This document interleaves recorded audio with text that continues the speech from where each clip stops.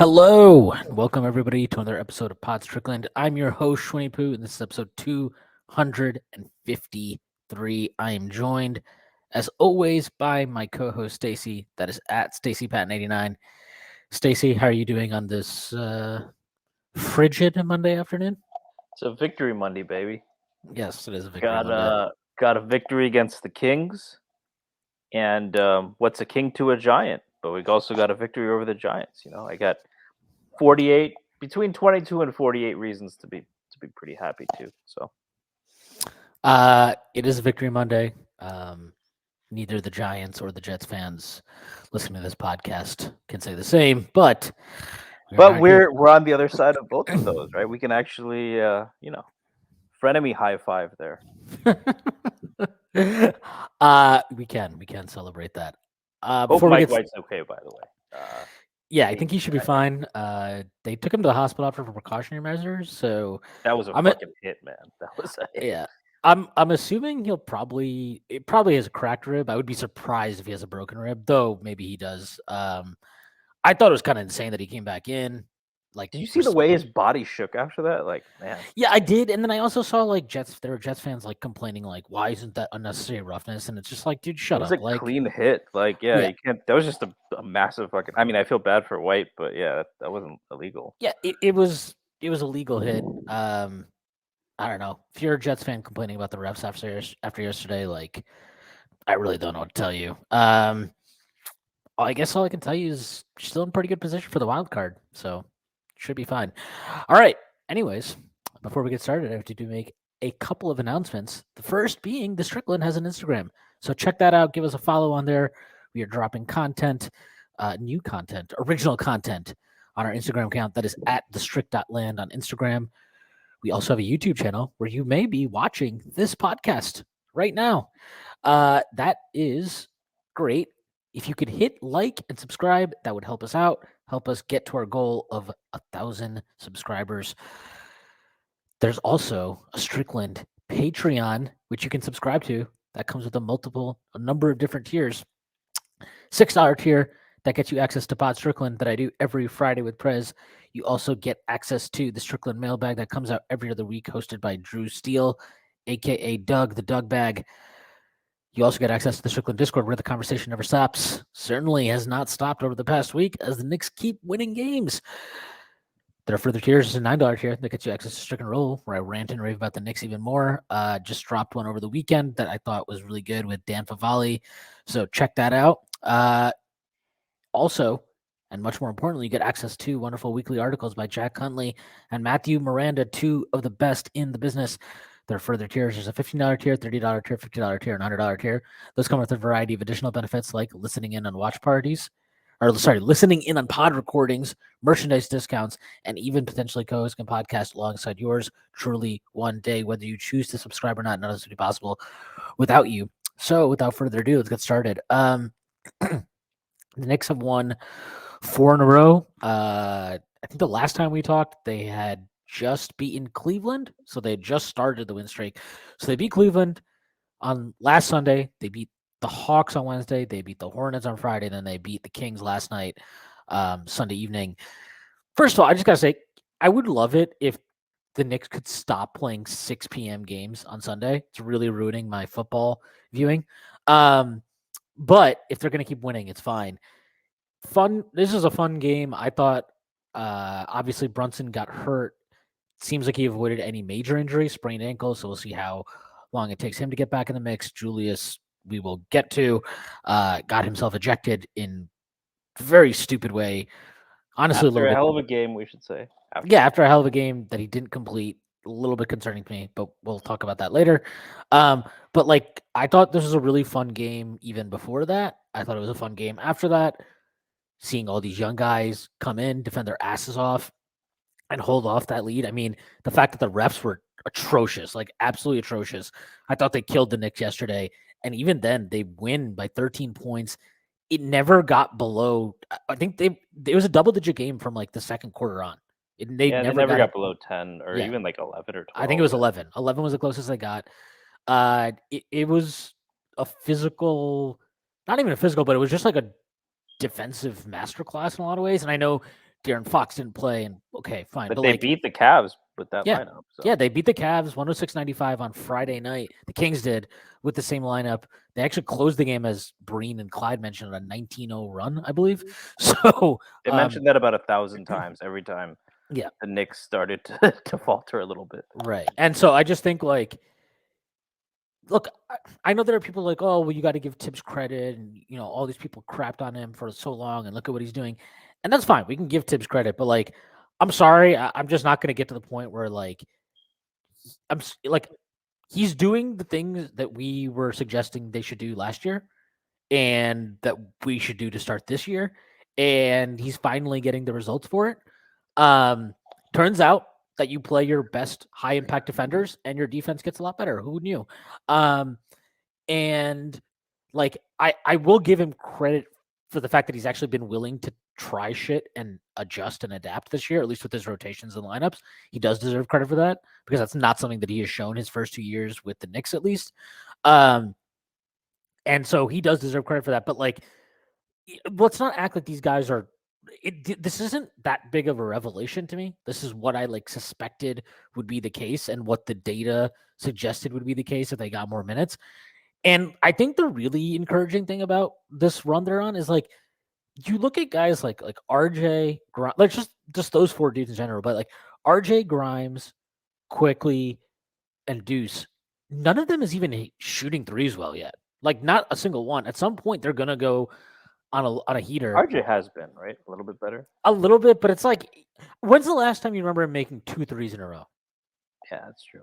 Like, it's just like him and Quickly. It's like they'll make one, miss next two, make one, miss one. Like, it's just they can't get on a streak.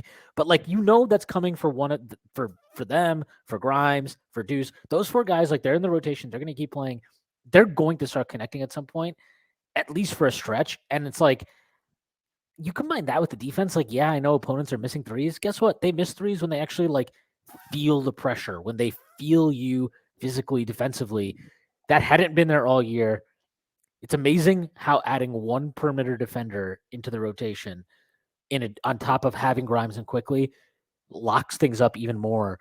And I don't think it's a coincidence that you're getting better defensive effort from guys like RJ and Randle specifically over the last few games with that. And not just because, look, I think effort begets effort. So when you see other guys around you competing, you're naturally going to raise your floor too. But I also think it's a matter of like, they're being covered up for more. And that wasn't there to begin the season. And I want to talk a little bit about like the specific qualities of Quickly and Deuce and Grimes. But I mean, I just think like, I would literally, if you told me this was the rotation for the rest of the year, and when Obi comes back, obviously he would take the Sims minutes or whatever. Shout out Jericho Sims at the 4, by the way. I really like. I know people hate that. Hasn't been a disaster. I kind of love it defensively. Defensively, it works. The question is spacing, obviously. Yeah, but he's pretty awesome. Like, he's pretty awesome on defense. Yeah, like, I mean, I think his ideal defensive position might be the 4, because he's probably a little home, baby. What? Bring Porzingis home. Well, yeah, that too. But like, he is. I mean, he's sized like a 4. It's just he's freakishly athletic and pretty strong. He's just. But amazing. so he like is a 5, but like, put him on. Is there a 4 he can't guard? Put him on Evan. Okay, there is a 4 he can't guard, but 4s that aren't aliens. So it would be cool to see him defend Julius Giannis. Randle or Giannis, but Julius Randle would be. I don't think Julius Randle's an alien. That's not what I was talking about. But I would. I mean, why not throw him against Giannis? Like, I'd love to see that. Like, he'd probably get cooked like everyone else does, but I don't think there's physical shortcomings there. We should ask Bam, like, if Randle's the hardest guy he's ever had to cover. Yeah, I mean, well, we can. No, but I was just gonna say real quick, like when Obi comes back, like, he'll take those Sims minutes. If this is whatever the team is for the rest of the year, even with the annoying sometimes minutes distributions of Tom Thibodeau, like, you'd have to largely be. I would be pretty fucking happy wherever the chips fell at that point, because I mean, this is really all I want. This is you and I are not quite as high on Cam Reddish as some of the other. That is a disappointment to me. That I think that he played well, and him being out of the rotation we can talk about that later. We don't need to harp on it. I do think there's been some excellent points made, but there's a few things you touched on that I kind of want to dive into a little bit deeper. I have definitely a rant ready to go about why people thinking that Deuce is basically Frank Ntilikina on offense are extremely misguided without even thinking about his defense. But we'll get into that. I want to touch more about what you were saying about Randle and RJ being more engaged on defense. Playing with McBride, playing with Quickly, playing with Grimes, and I think that's. I mean, it sounds like some Disney movie shit, right? Like, oh my god, like the curmudgeon-y, star player, like his heart grows 2 sizes once he gets to play with the new young fun player. Um, but and sees him, being inspired or whatever. But I think there's some truth to that. I think, as you mentioned, like covering up. I think that when it comes to covering up, I think that I don't see it as much with Randall and RJ as I see with Mitch, actually. Because a lot of the criticisms of Mitchell Robinson have been that his mobility isn't quite what it was when he was younger. He's put on some weight. I think that he's better than he was, like, certainly at the beginning of last year. But, um, like he is ideally probably a drop defender right now. Not really a guy you want to switch on bigs, but I think that the margin for error for him has been reduced so much because Deuce and Grimes basically get over every screen. The only guy I've seen effectively screen Quentin Grimes was actually Capella, which I think that Hawks game, as weirdly as it sounds, like we blew them out and Mitch had a good game. I had developed a very newfound appreciation for Clint Capella. I mean, every time I watch him play, the guy is really good, but especially last game, like that was the most I've seen Brunson struggle. He's in a little bit of a funk right now, but his rim protection and just the screen, like Grimes was getting caught on screens, which was to me like wow. But I think it's made Mitch more effective because he has a clearer idea of what he has to do compared to when he was defending pick and rolls with Evan Fournier or Jalen Brunson. I just talked a lot, but I guess my question to you is, like, you said that some of it is just them covering up for the mistakes that Randall or Barrett or even Mitch might make, and some of it is just like the intangible inspiration aspect. If you had to assign a percentage to each, and like obviously it's very tough to get a very objective answer on this. I mean, there's no way to really completely assign this, but how much do you think it is of both of those things? Of like covering up and then just intangible improvement. Well, like the inspiration aspect. Let's call it that, right? I mean, I would say the effort's just been better. I don't know why. And it might not be that. It might be a coincidence the effort has improved overall once Deuce came in. Because like I didn't think Cam was terrible defensively. I did think that he's like I think the hard part for me was like there's the idea of what Cam Reddish can be on defense versus what he actually is. And the thing is, he'll give you flashes. So at times you'll feel like, oh my God, it's coming around. But then you zoom out, look at everything in totality. It's not quite there. He definitely made strides this year on defense, like for sure. No, there's no question about that. And strides offensively too. But like, it was still not leading to a collective team wide plus improvement on that end, really. And like, I think most of it, I would honestly say most of the improvement is probably just down to the fact that. So I was thinking about this actually today. Some of it is the opponents we have played are not suited to exploit some of the size mismatches that this rotation will cause. We're playing one that is in a couple of days, but yeah. Yes. Especially on the wing. I don't know. I don't even know if Chicago really is. But like, well, DeRozan is that. Like, I am a little bit worried about if we play McBride on DeRozan. Like, I mean, you'll get some weird minutes matchups, but like, I think even with the starting lineup, let's say Brunson is healthy to go, just because it's easier to talk about it that way. Let's say Brunson is healthy to go. Like, I still think you're fine defensively because you can put Grimes on whichever one you prefer to put him on, Levine or DeRozan. Brunson can hide on Io, who basically is on like 7 usage. Like I think you're still fine there. But teams that like, and you're fine with RJ on. Yeah, I think RJ's fine on the. He's played well enough against Chicago multiple times. I'm not that worried about. He's that. good on DeRozan. Yeah, but yeah. I think I'm curious to see when a team has a good primary ball handler and a good wing scorer, how we operate against that. And we the last time we faced someone who was both of those things, we got demolished in the second half against Dallas, right? So yeah, and to be fair, that was a really weird game. That was whatever. And then and to be fair, against Cleveland, they had both Garland and Mitchell. So but to your point, they're not wing scorers. They're not, but I think the kind of guys that you would not expect. You can't expect. I mean, they miss shots too. They have to miss shots for it to work. But yeah, like they're not. But I mean, how many teams have a great wing scorer and right? Yeah, that's that. Right. And the other thing too is like, it's not even so much like necessarily the specifics, but it's like if a team has two really good ball handlers, you might be in trouble. And like Cleveland had two, but we were still able to sustain that potentially. And you're like you pointed out, like the size mismatches are not as significant, so like you can get away with Deuce and quickly playing a bunch of minutes there. But like Boston, I think is Boston would be a problem, and how many other teams are there? Maybe Clippers if everyone is healthy. Clippers, maybe the Pelicans. They're just weird. I don't even know how to match. Like, I don't even know if you should try to be matching up with them in some ways. Milwaukee, I guess. Yeah, Portland, arguably, because like when Dame and Simons are going, and then they have Jeremy Grant. Like, that's a weird one.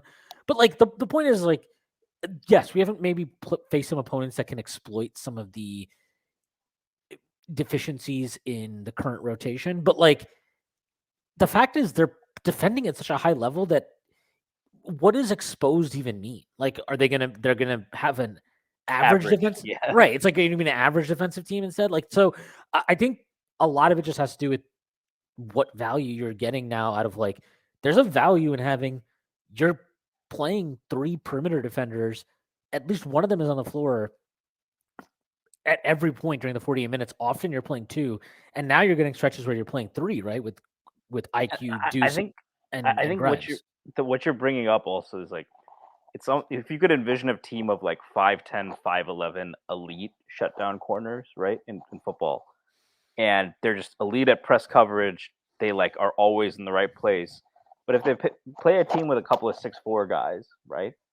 You might be able to jump all. Yeah, you might be able to jump them. But like that's also like there's very few offenses that just can do that all the time and win just consistently like that, right? Yeah, it's not sustainable to play that way. But like, yeah, I mean, I think so. I would say most of it is about just personnel improvement, and also it helps that Mitch has gotten back and he's looked really, really good outside of that weird Dallas game for a while now. He's been really good since he got back from his injury. So I think that helps. I don't know if Hartenstein is getting better, but I will say I think defensively, at least, that look with him and Sims, it seems to mitigate some of the defensive rebounding issues with Hartenstein. And so even if the offense struggles, like you can hold serve, and that might be enough.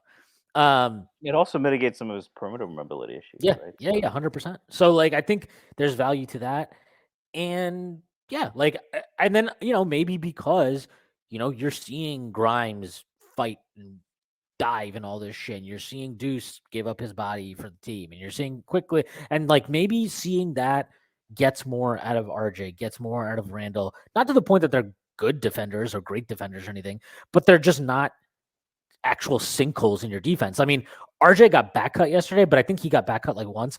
And then there were people like, I saw people like crying about him not boxing out. And it's like, dude, he literally played the entire second half. If he didn't box out Keegan Murray on a possession or something, like I just can't kill him for that yesterday. I just can't do it.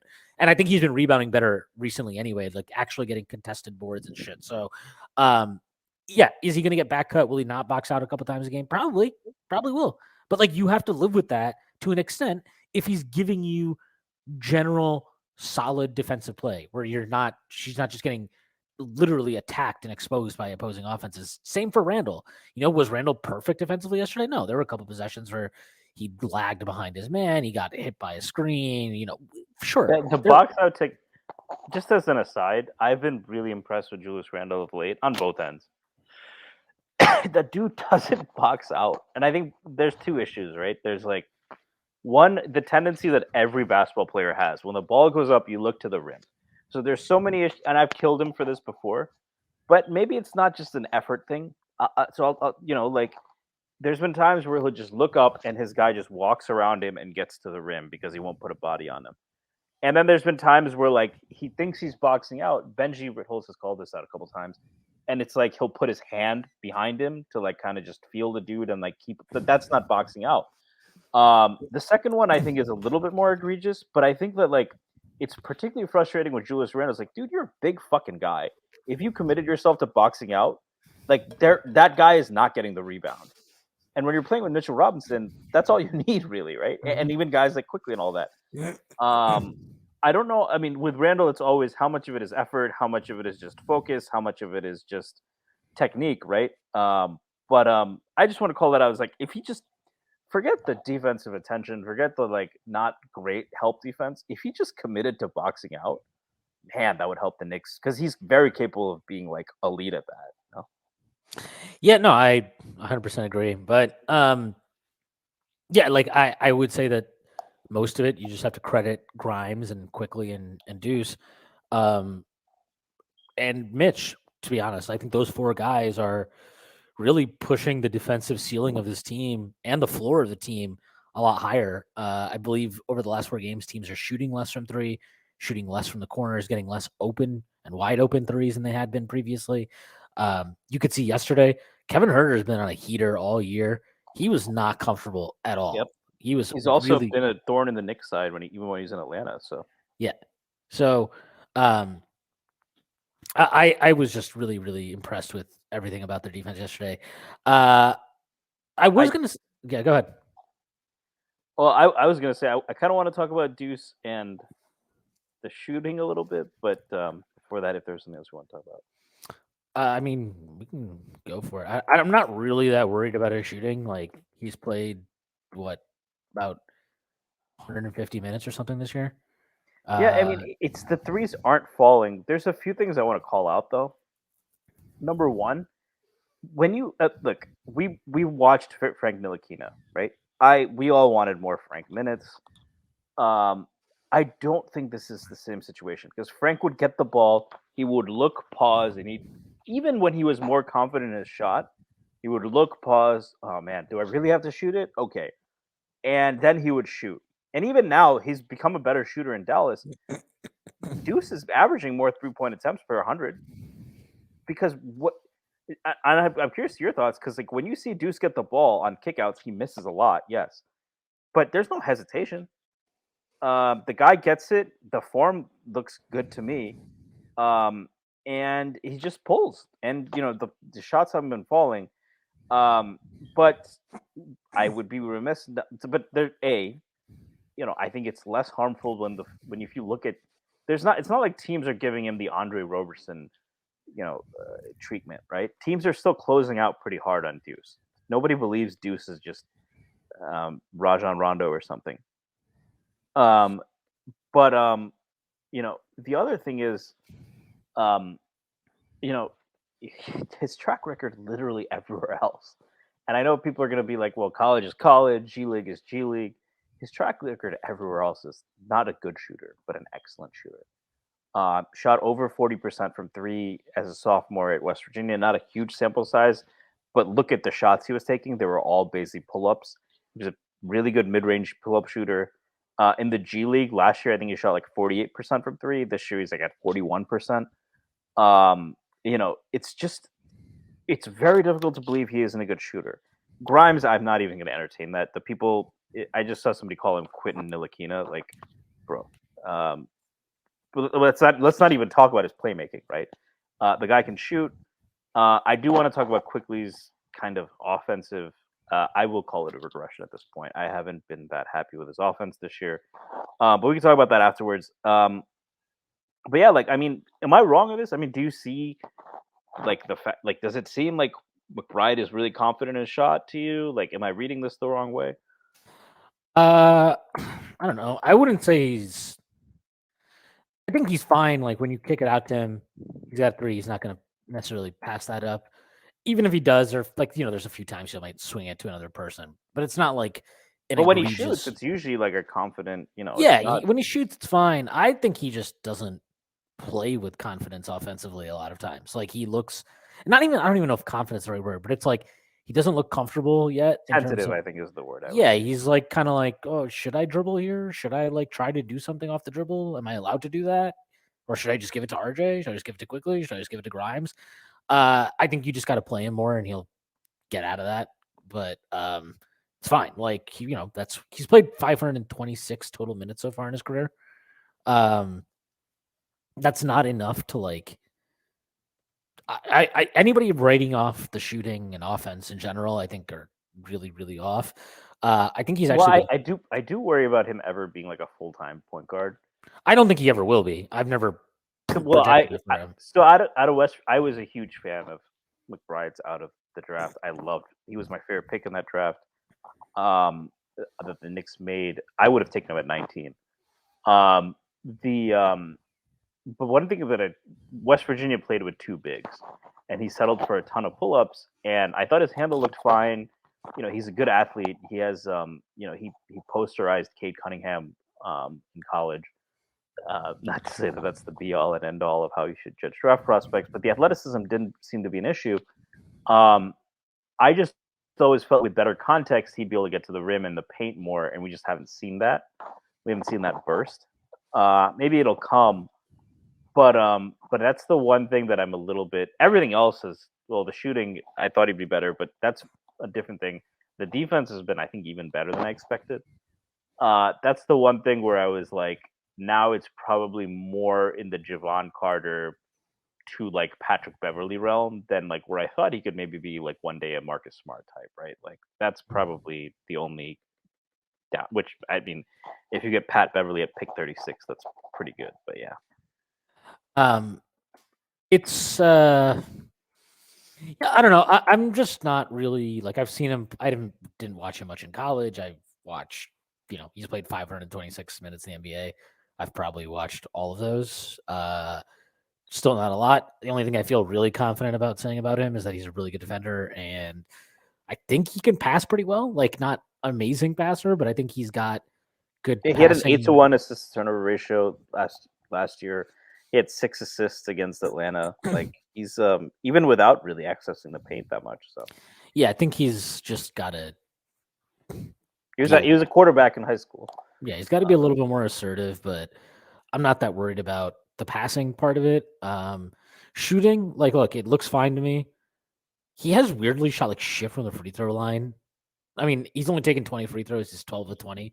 So I don't know what to make of that. But like, he's got to just make some shots because he's not doing a whole lot else offensively. Like his playmaking is nice, but the way he's playing right now, it's more like secondary playmaking off of stuff that other guys are creating, and then that which I think is fine for him to get minutes on this team. I'm totally fine with that. Ceiling, yeah, I'm totally fine with that. Not a problem.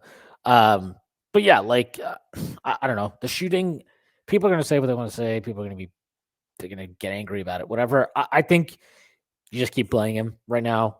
He's giving you a lot defensively. That clearly is important on the team. And while we're talking about the offense, right? I said this to you before. They're averaging 19 turnovers for 100 possessions with McBride on the floor, 13 with him off. And if you tell me that doesn't match the eye test, please send me the number of some optometrist. I will pay for you to get a fucking appointment because man, does that match the eye test, right?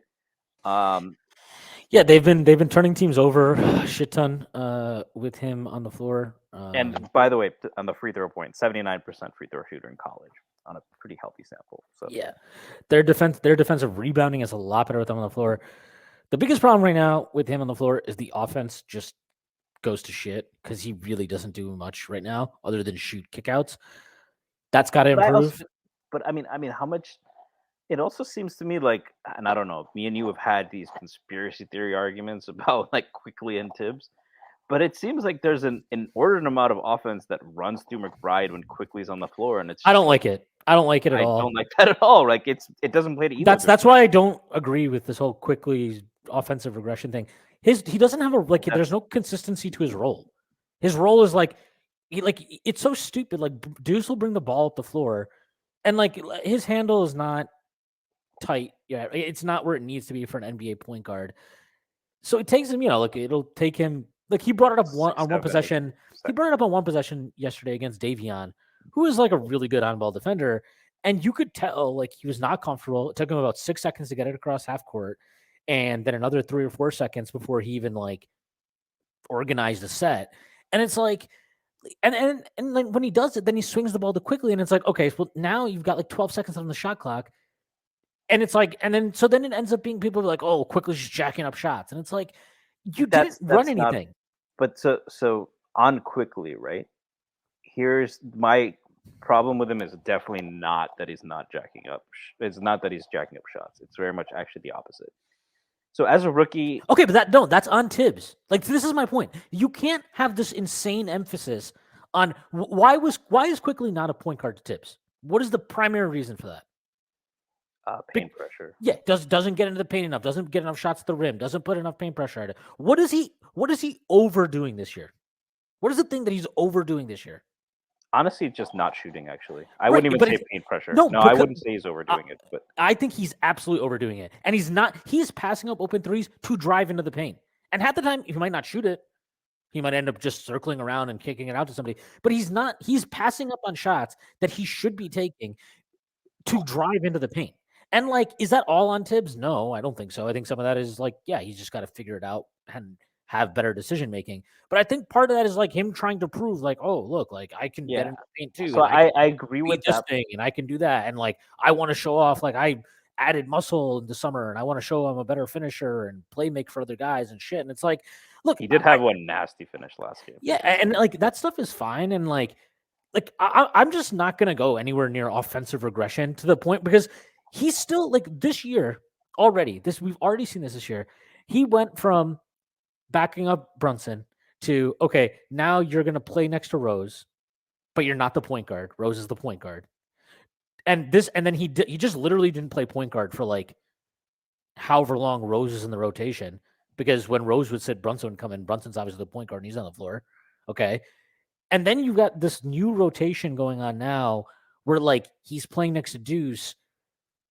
And it's ostensibly he is the point guard, but for some reason, on half the possessions, Deuce brings it up and then just swings it to him anyway.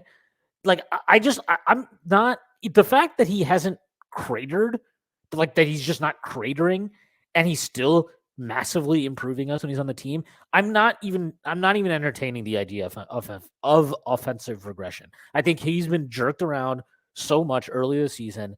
After he's been jerked around for 2 years, and the fact that he still keeps a positive attitude, still manages to find a way to be a plus impact player, massive plus impact player, in whatever role that he's being asked to perform in, is a credit to him. And it is not something I'm really even considering as offensive regression. If anything, I would say that it shows a level of malleability that many other players in this team don't have. I do think there's malleability there. I think the context is important to note. His role hasn't been consistent. But so as a rookie, he took 12.2 3-point attempts per 100. Last year down to 11. This year down to 8. And it's interesting because in college, he also only took 8.3 3-point attempts per 100.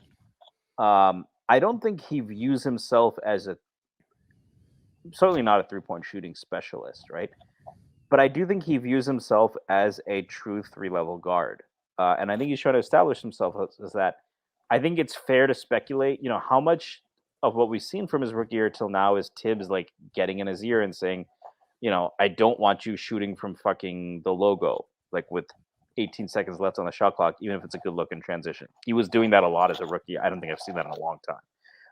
The one that comes to mind is against the Clippers, where the Knicks were making a comeback and he cut it to 4 with a logo 3. As a rookie. But that decrease is concerning to me. Or at least it makes me ponderous. Concerning might be too strong a word. And with the paint touches, his assist rate has actually gone down since last year too. And the turnovers have not really gone down either. So he's doing a great job of getting to the line. His 2-point efficiency has been really legitimately good. He is a good paint player now, which if you told me that was going to be the case when he came out of Kentucky, as high as I was, I probably wouldn't have believed. But I think he needs to start He needs to, I get the context. I get that it may be not his fault. It may not, but like one way No, or the it's other, it's part he it's has part to start taking more threes. it's That's everything is always a player's fault to an extent. Like it's not like you can just be like, well, no, all of this is like Tom if they Thibodeau. like he's But doing a like, good job off screens. Like if they go under, he's gonna pull it. But like in transition, bro, like if you got Deuce and fucking no Randall and no RJ on the floor, pull it, man. Like if they're giving you space, like you are a shooter. You shot 39% as a rookie. You know you can shoot. Just take the shot. yeah, I mean, I don't know how much the assist rate is indicative of a regression. He has the same amount of potential assists this year per game as he did last year. I think he's basically playing the That's same amount interesting. of So do you minutes. think he's missing that he's just hitting guys who are missing shots? I mean, we're the worst 3-point shooting team in the league or something. Like, Where weren't we down there last year? I guess less no, 48. we were like 11th or 12th last year at 3-point percentage. Okay. So that's a massive drop off. I don't know. I don't. I just quite frankly, like, I really don't think that I see any regression. If Frankly, I anything, see what you did there. yeah, I think he's. If anything, I would say his process seems a little bit muddled because he has more options available to him. Like the fact that he is better in the paint is a big thing. So like I think he's having some issues with like figuring out, okay, I should pull up from three. Okay, I should get into the paint. And then on top of that, I think that he does have it in his head like I need to get into the paint more because like that's my avenue to getting more minutes under Tibbs, maybe. Like I really think that's part of it. Or not even about minutes, but like to prove like, see, like I can do this thing. And this is not just Tibbs minutes, but if he can prove that he's a point guard, that means dollars in the next Yeah, free agency, yeah, right? yeah. So I think there's a lot of stuff going on, but like I don't think any of this is regression. I think he's fine. He'll probably go on a heater in like a week or two, and everyone will be like, Well, "Oh, that's another thing I wanted to bring up because when is the last time we saw quickly everything click for? We have seen one stretch where everything seemed to click for quickly on offense, and that was then after All-Star break last year, right? mm." Coincidentally, he was less worried about getting pulled, right? Rose was shut down for the year. Well, to this point, like just to this point, like yesterday was just another asinine substitution thing from Tibbs. Like he quickly played 9 minutes in the first half for no like there was no reason to only play him 9 minutes.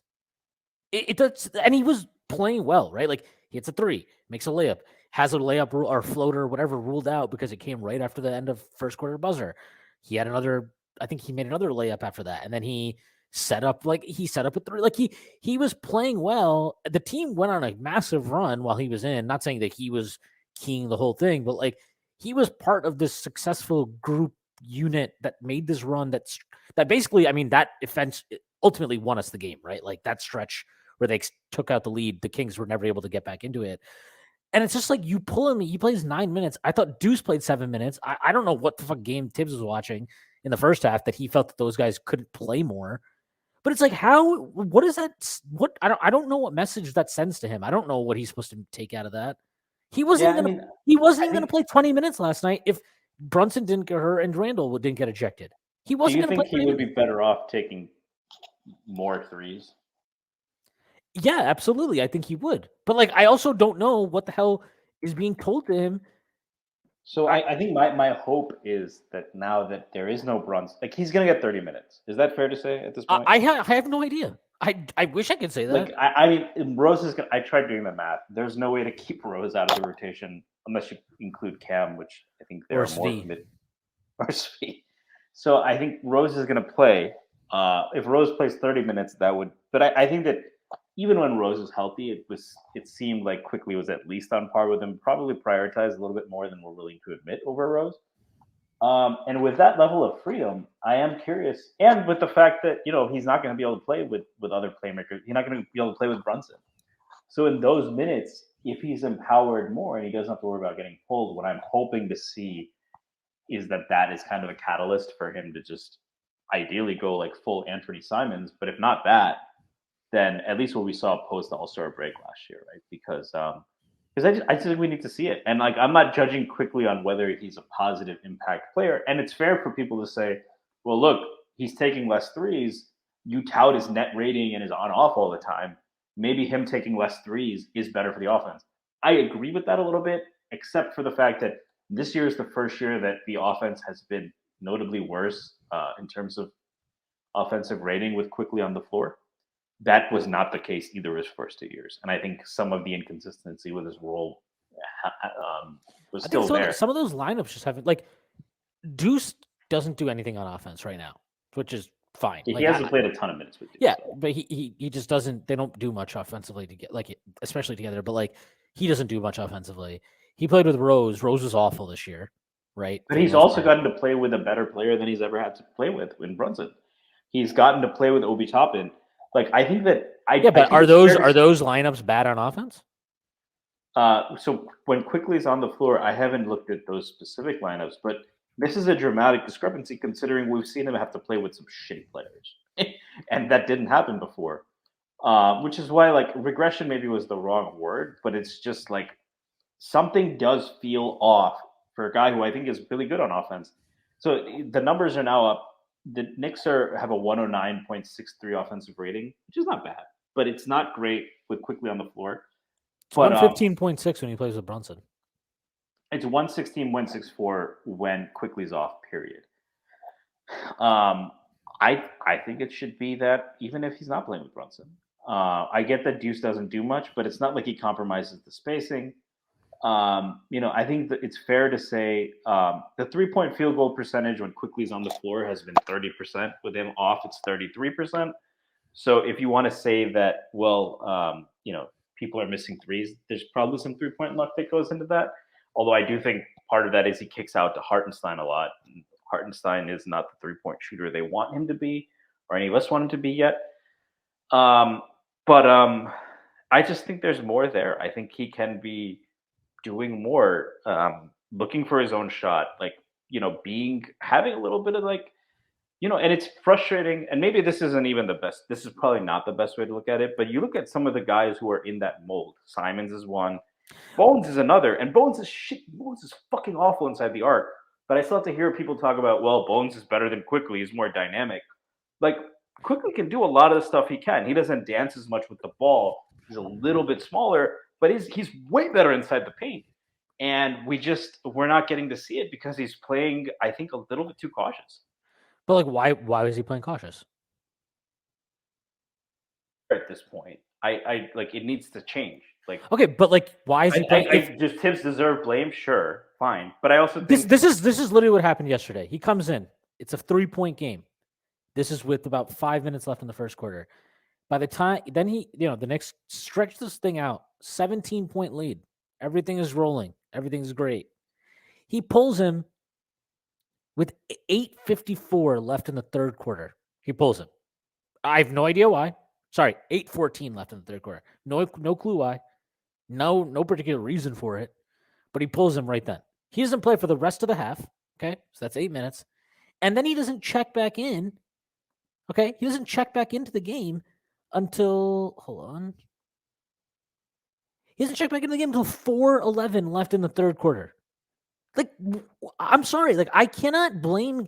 How many minutes did he play? He played 25 minutes yesterday. Like, if you're not going to get, and it's like he played the last 16 minutes of the game. What am I supposed to take out of that? Like, this is not like a rational thing. Like, Bones doesn't get minutes like this. Like, and Bones, by the way, is fucking. I swear to God, if Knicks fans had to watch Bones every night, they'd hate his guts. They think Quickly's a ball hog. They think Quickly makes bad decisions on offense. He's like Einstein compared to Bones right now. But my point is more that I wish he had more on that Bones like side. I wish he would play a little more like that. Okay, but like, here's what Denver did, right? Denver saw Bones his rookie year. Probably they also pair him with the greatest passing big. Right? Ever, No, but they love Bones after his rookie year. What did they do? They traded Monty Morris. They used Monty Morris to go upgrade another position, and they said, Bones, here you go. You're the backup point guard now.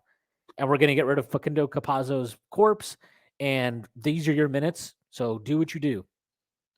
The Knicks never did that. The Knicks are like, oh, well, Derrick Rose is here, and like Tibbs loves this. Tibbs needs a rim pressure guy. I'm not talking about like go get And Brunson. I think That's Rose has been worse at rim pressure than Rose. Quickly Fucking this sucks now. Rose has been terrible this year. Rose was overrated as hell last year. Like he was good last year, but he also was not the one driving the impact of those units. Like we know that because after he went down, guess what? The bench was still great last year, and the bench is still good this year. It's better without him this year. But like the point is like, I don't think Mike Malone. By the way, I think Mike Malone has like similar boomerish tendencies at times to Tibbs. I think most coaches in general have tendencies like that, where you're like, stop fucking dancing, get to the rim, do something instead of just trying to like take 28-foot step back threes and shit. Like I get that. I don't think that's like unique to Tibbs. But I also think the front office has like, and like the credit to them is like they've at least, I think them and Tibbs have come to the decision of like, let's just play these young guys a lot. And so maybe because of that, and because Quickly will look less over his shoulder and blah, blah, blah, we'll see improvement in terms of the stuff you're talking about. But like, I have a really, really hard time looking even at a game like yesterday, where if you just look at the surface level of the box score, like he played 25 minutes, he must have gotten, but it's not like that. 25 minutes is bullshit. Like he 100% was not going to play even 20 minutes last night. He wasn't. He was not going to, and you can see it with the minutes distribution. He brought him in with 4 minutes left in the third quarter. Brunson was still in the game at that point. Randle was still in the game at that point. The only reason he ends up playing 25 minutes is why Brunson gets hurt and Randle gets ejected. That's it. That's the only reason he played 25 minutes. The only reason Deuce played 21 minutes. And I'm not saying I don't. Well, Quickly's been getting those kind of minutes for a while though.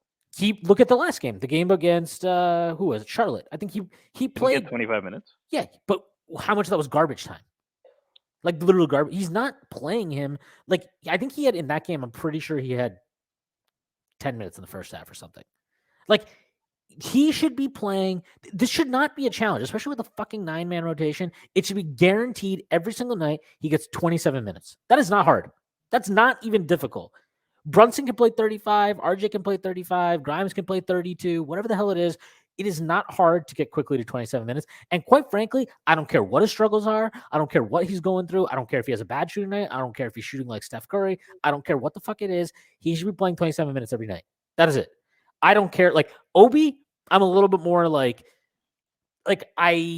Randle's been playing better. Randle's been playing better, and I understand there's like a little, even if they internally are like we want to trade Randle, they have to play him to get that to happen. So I'm a little bit more like understanding of that, even if I still think it shouldn't be that hard to get Obi 20 minutes a night. But like I can live with that. The Quickly stuff is infuriating to me. And even the Deuce thing yesterday was ridiculous too. He played 7 minutes in the first half. Why? Like Hartenstein played something like 14 minutes, I believe, in the first half. And I'm not mad that like I don't think Hartenstein was bad. I don't think Hartenstein was terrible yesterday or anything like that. But if you're watching, I mean, also like Hartenstein's minutes don't impact Deuce or Quickly, right? They do. Yes, they do. Because no other coach in the NBA will look at that team yesterday and be like, oh, we're playing the Kings who play fucking Sabonis at the 5.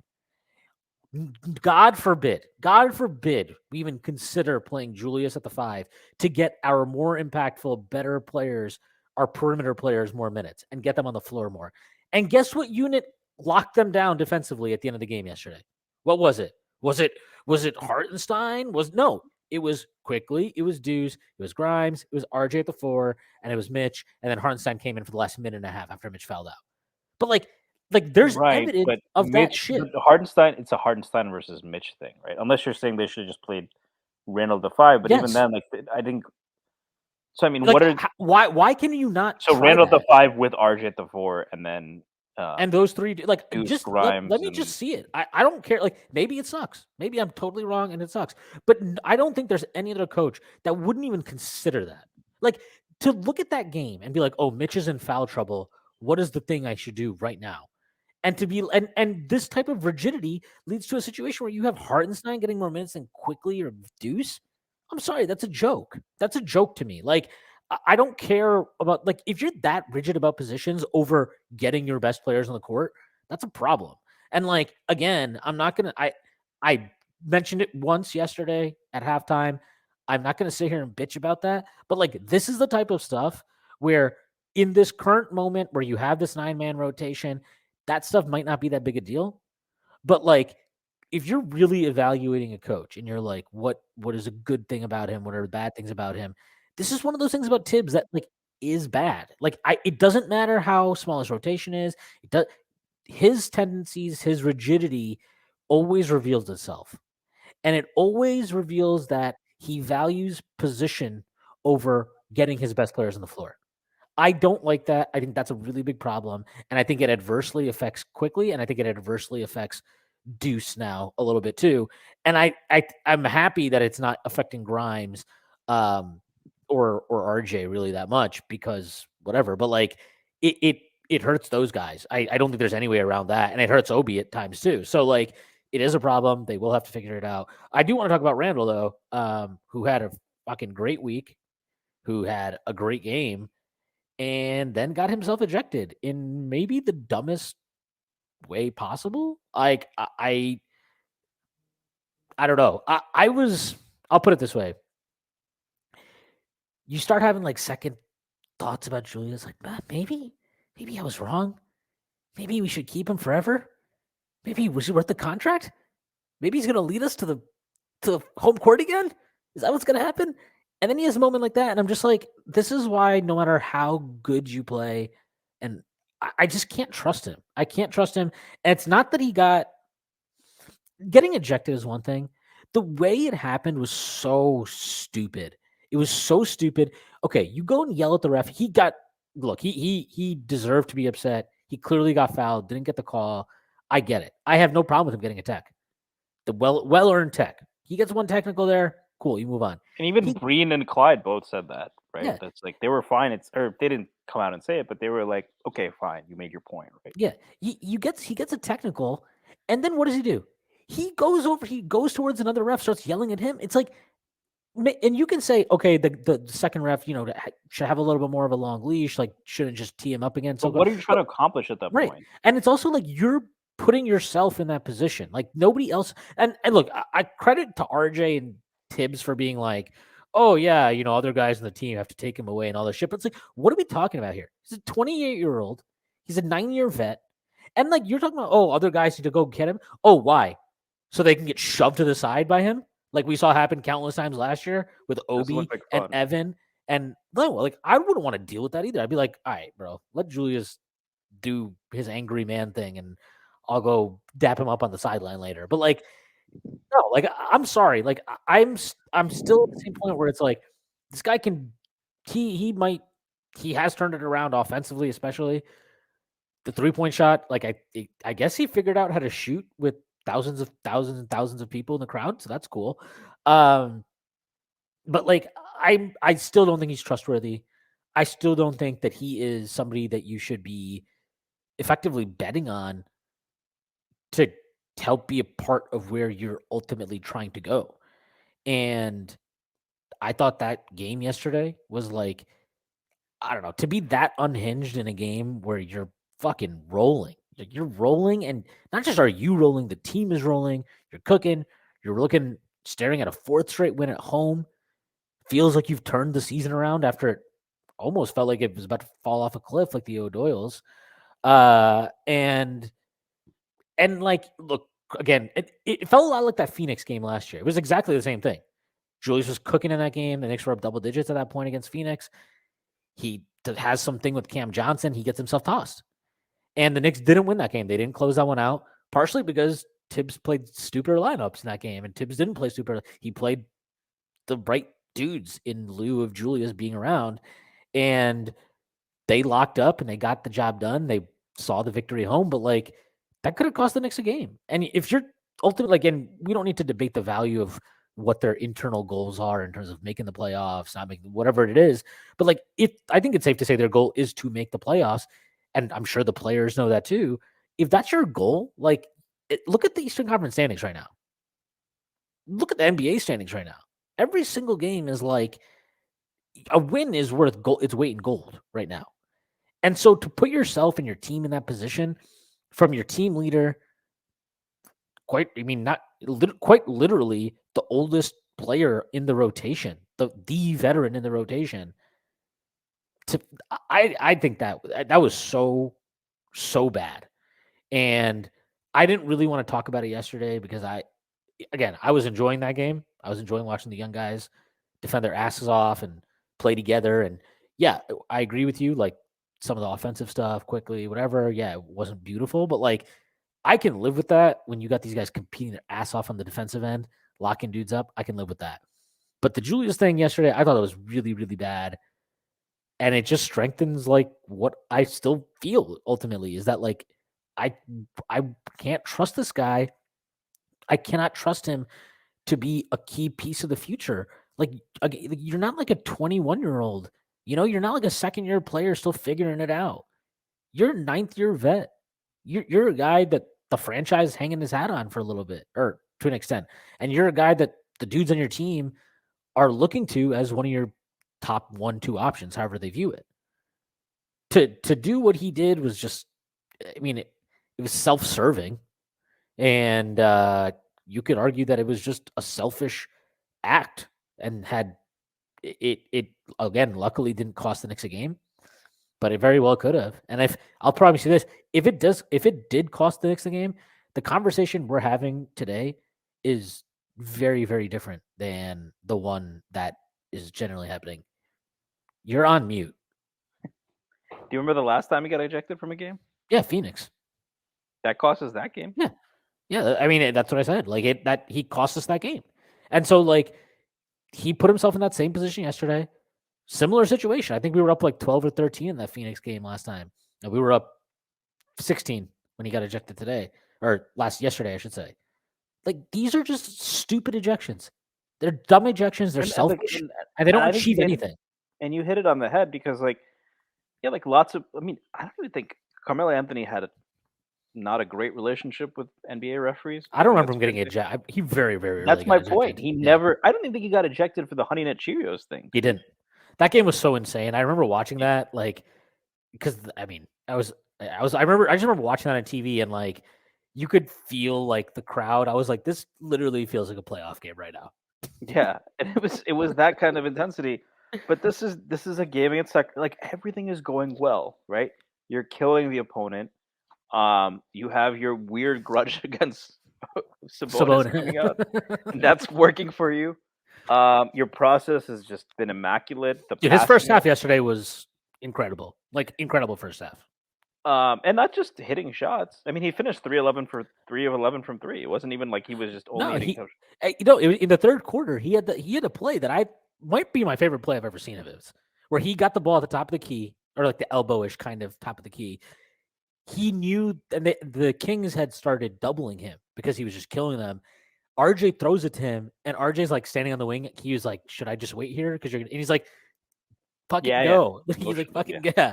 And so RJ goes. He drops it to him, and then he has an easy lob to Mitch. But it's like that's like I'm telling you, like I was thinking about this yesterday. It actually ruined it because I was gonna say the way he was playing, and like I know he wasn't shooting as well in the third quarter, but just the process was still so good. And I was gonna like honestly say that might have been his most like controlled performance as a Knick because it was that good. It even felt different from 2020. And, if you look at his stats this year, I do think like for people saying, this is Julius Randle 20, he's still shooting 33% from 3. Like, it feels like he's making more threes than he was last year. And he is, but he's still a slightly below average 3-point shooter, but his true shooting is at 59%. It's been hovering around 60 for most of the year.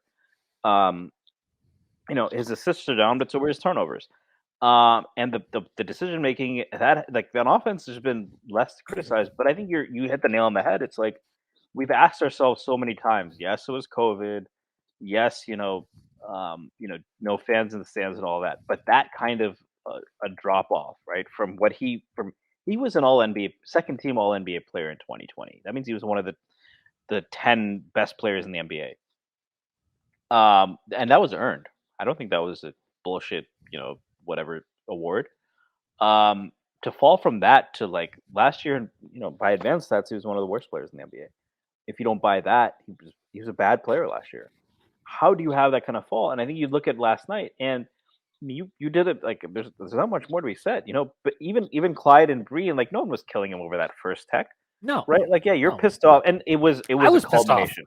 Yeah, I was pissed off. I literally was thinking in my head like, this is a good tech. Just go get a tech. Like maybe like sometimes you get a tech, right? And the refs they Yeah. give you the tech, but they know that they fucked up. So like we've seen coaches do this all the time. Like Pop has done this. This happens all the time. So it's not and like sometimes it's just like fuck it. It's 1 point. He got shoved. He literally got shoved to the ground while he was up in the air. And I don't think it wasn't like Sabonis didn't. It's one of those where like if you're playing defense, sometimes you subconsciously just do it because you're trying to throw the guy off. It is dangerous, but I didn't think it was like a dirty play, but it is dangerous. And it's a foul. Yeah, and it's a And foul. the calls that Sabonis was getting. Oh my god! And Sabonis got away with a million push-offs. He got away with a million travels too. He has like 15 pivots on half his fucking moves. Yeah, and we needed that. I don't know if you saw that Ja Morant video. Oh god! I thought you would appreciate. You know what I'm talking about, though, right? Yeah, The guy who made the whole mix. The Devin in the lab. Yeah. And they were all carries and troubles. Yeah. I think that would probably bode well, but I was hard on Hartenstein because I felt like he too often let Sabonis get positioned. But Press pointed this out. A lot of times, like Sabonis just gets away with these. It's like basic offensive pass interference, Yeah, kind of thing, where that's how receivers create, and they don't call it, but it's like it's bullshit.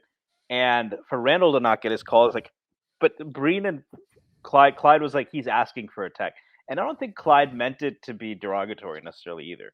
He said he's asking for a tech, I think, because he was like, he's trying to get in the referee's face, like, stop this bullshit. I'll take the tech. And that would have been a logical thing, to your point. Why do you keep going? yeah. Like, that tells me that, that shifts the view of, like, you're a team leader, you're frustrated, you want your team to get some respect. I respect that. But once you go for the second one, that tells me that you're not in control anymore. And he lost it yesterday. And that can explain why somebody is so dependent on like mental clarity that they could go from 2020 Julius Randle to 2021 Julius Randle. Well, it's that, or maybe it's the fact that he's not watching Yellowstone on Netflix late at night anymore. That was. Is that? Yeah. Would you recommend Yellowstone? I've actually not watched it. I've heard it's really, really awesome though. So sure.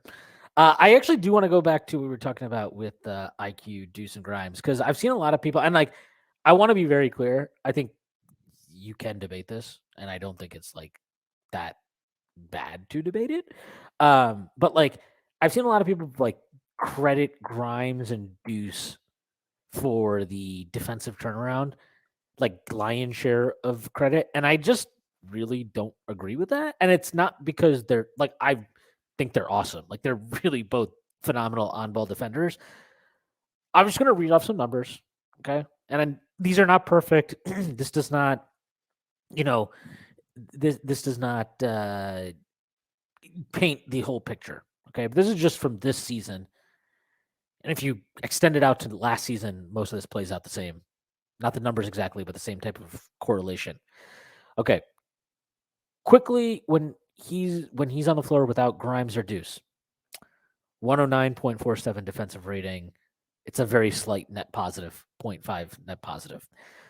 When none of those guys are on, by the way, this is a great one. When none of those guys are on, 407, and Quickly's played 427 minutes, the first one. Second one is when none of those guys are on the floor. 407 minutes, 121.5 defensive rating. So, yeah, I think they're important defensively. Grimes, defensively, 254 minutes. This is without Quickly or Deuce on the floor. 120.95 defensive rating, slight net negative, minus 2.7 net minus rating. Quickly and Deuce without Grimes, 73 minutes, 95.4 defensive rating. They're a massive plus, 13.2. Quickly with Grimes, no Deuce. That's 70 minutes. Massive plus, 22.2. Net rating, 97.95 defensive rating. When all three are on the floor together, only 55 minutes, 80.5 defensive rating, 14.1 net. We don't need to talk about what the offensive rating is, though. Grimes and Deuce without Quickly. 18 minutes, 92.1 defensive rating. Deuce without Quickly or Grimes, 7 minutes, 112.5 defensive rating. All my point is here, though, is I think Quickly he's the most important linchpin of those three. And I'll tell you why. is not because I think he's the best defender in terms of like how we traditionally view defense, like on ball, lockdown, whatever. I do think he's actually a lot better at that than he gets credit for. And I don't remember. I mean, some of the shots he's contested, and he's doing a great job this year. But like, I don't think he's as good as those guys are at that. But like, I'm gonna make a football comparison. The Bills have a linebacker named Tremaine Edmonds, and Tremaine Edmonds is a lightning rod for Bills fans because Tremaine Edmonds does not blitz a lot. Tremaine Edmonds doesn't make a lot of tackles behind the line of scrimmage. Tremaine Edmonds doesn't get a lot of sacks. He doesn't make a lot of splash plays. But what Tremaine Edmonds does is he is 6'5", he is 250 pounds, he looks like a fucking alien in the middle of the field and has the wingspan of a pterodactyl. Passing lanes are a lot more difficult when he is on the field. And magically, our pass defense goes from elite to mediocre at best when he's off the field. Even though, just looking at his numbers and his production, you would never guess the impact. And that is not to say that I think Tremaine Edmonds is our best defensive player on the Bills, but he is somebody who is extremely critical to the scheme. He's extremely critical to a scheme where you play nickel all the time and you only have two linebackers on the field, and your linebackers are asked to cover side to side, sideline to sideline. He is a massive, massive piece of why the Bills defense his entire time has been an elite pass defense. Why am I bringing that up in relation to Emmanuel Quickly? Watch Emmanuel Quickly play defense. He is constantly pointing out to players where they need to be. He is constantly communicating. He is constantly talking. He is the guy who is best at making that weak side rotation. That is the most annoying part of Tibbs' defense. He's the best guy at making that rotation, tagging the roll man and still being able to be in the passing lanes to dissuade those passes to the cross-court shooters. Even if the pass gets through, he's excellent at running a guy off the line or getting in a good contest. He is critical to this scheme, given his skill set. And I think because of what he is good at, it is not, I'm not saying it doesn't make Grimes and Deuce McBride look better, but what it does is it accentuates and maximizes and optimizes everything that they are great at. And what they are great at is point of attack defense, hounding guys, just putting dudes in jail. That is their strength, and they are great at that. But I think he is the linchpin of making this perimeter defensive rotation work. And I think that's why even when Grimes is out and it's just him and Deuce, that they work so well together. Because what Quickly is great at defensively enhances what Deuce is great at defensively, and vice versa. So it's not just one way or the other. But I do think what he does at a team defensive impact level really gets undersold. I think it's been undersold. I thought it was undersold last year. I thought it was undersold even as a rookie, even though he definitely wasn't as good as this as a rookie. And I think even with the broader acknowledgement he's getting this year, I still think it is being undersold how good he is and how impactful his ability to make rotations and direct things defensively. Like I think Mitch has been hand in the air. I think it's early in the season, but I'm going to call it. I guess I was right about my prediction for Mitch, but like it was definitely wrong when I waffled on it. But like hand in the air, he's been awesome. I don't think Mitch is particularly great at communicating.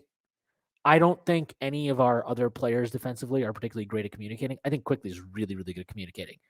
And I don't mean just like talking, but also like again, pointing guys to where they need to be, directing spots. There was a play yesterday. I don't even remember what the hell it was, but like, I don't know, Sims did something. It wasn't like, I think he might have ended up knocking the ball out, but like if he had been in the right position, it probably would have just been a steal. And like, as soon as the ball went out, you could see Quickly go over to him and like point, like if you're here, whatever, blah, blah, blah. But it's like those small things I think really add up. And I think they show a level of intuition that he has defensively that I'm not sure I see from anybody else in this team. Grimes has some moments, but I think Grimes is so like high octane right now. Like, I don't even like, sometimes he's just like, so he had some possessions yesterday on Malik Monk where I think Malik Monk was about to cry. But he's like, he's not reading what other teams are doing the same way. And he's not, he's not being asked to. But yeah. I think McBride is on Quickly's level, at least in terms of off-ball actions, the team defense. Like Quickly, like he is known for just being a pit bull at the point of attack. But that is actually something I'd put him over like a guy like Pat Beverly, where McBride has a 2.5 steal rate, and he's not just like picking dudes' pockets, right? Like there was one play on an inbounds pass where like he had his guy, and the inbounds guy had to, and he just stood there, and it's like, okay, this is one of those things where they just throw it up, and now that they know he doesn't have the element of his price, and Deuce still stole the ball, and he anticipates. I think in terms of team defense and knowing everyone else's job and being a defensive leader, I would agree with that. But I think it goes both ways. I think that the thing with Quickly, I think he's a capable point of attack defender. I think he's a good point of attack defender.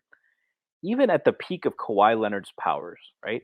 The Spurs preferred to deploy him as a free safety, as a help defender, because that's where he could have the most impact. And they were helped by having good point of attack defenders. It's kind of like Charles Woodson playing safety for the Packers. Yes, his foot speed was diminished, but it's also like you can use him to take one receiver out of the game. And I think as the modern NFL has changed, you see this more and more. You can use like a lockdown corner to take one guy out of a game, or you can deploy him all over the field. You can use him as a blitzer. You can do all of these other things.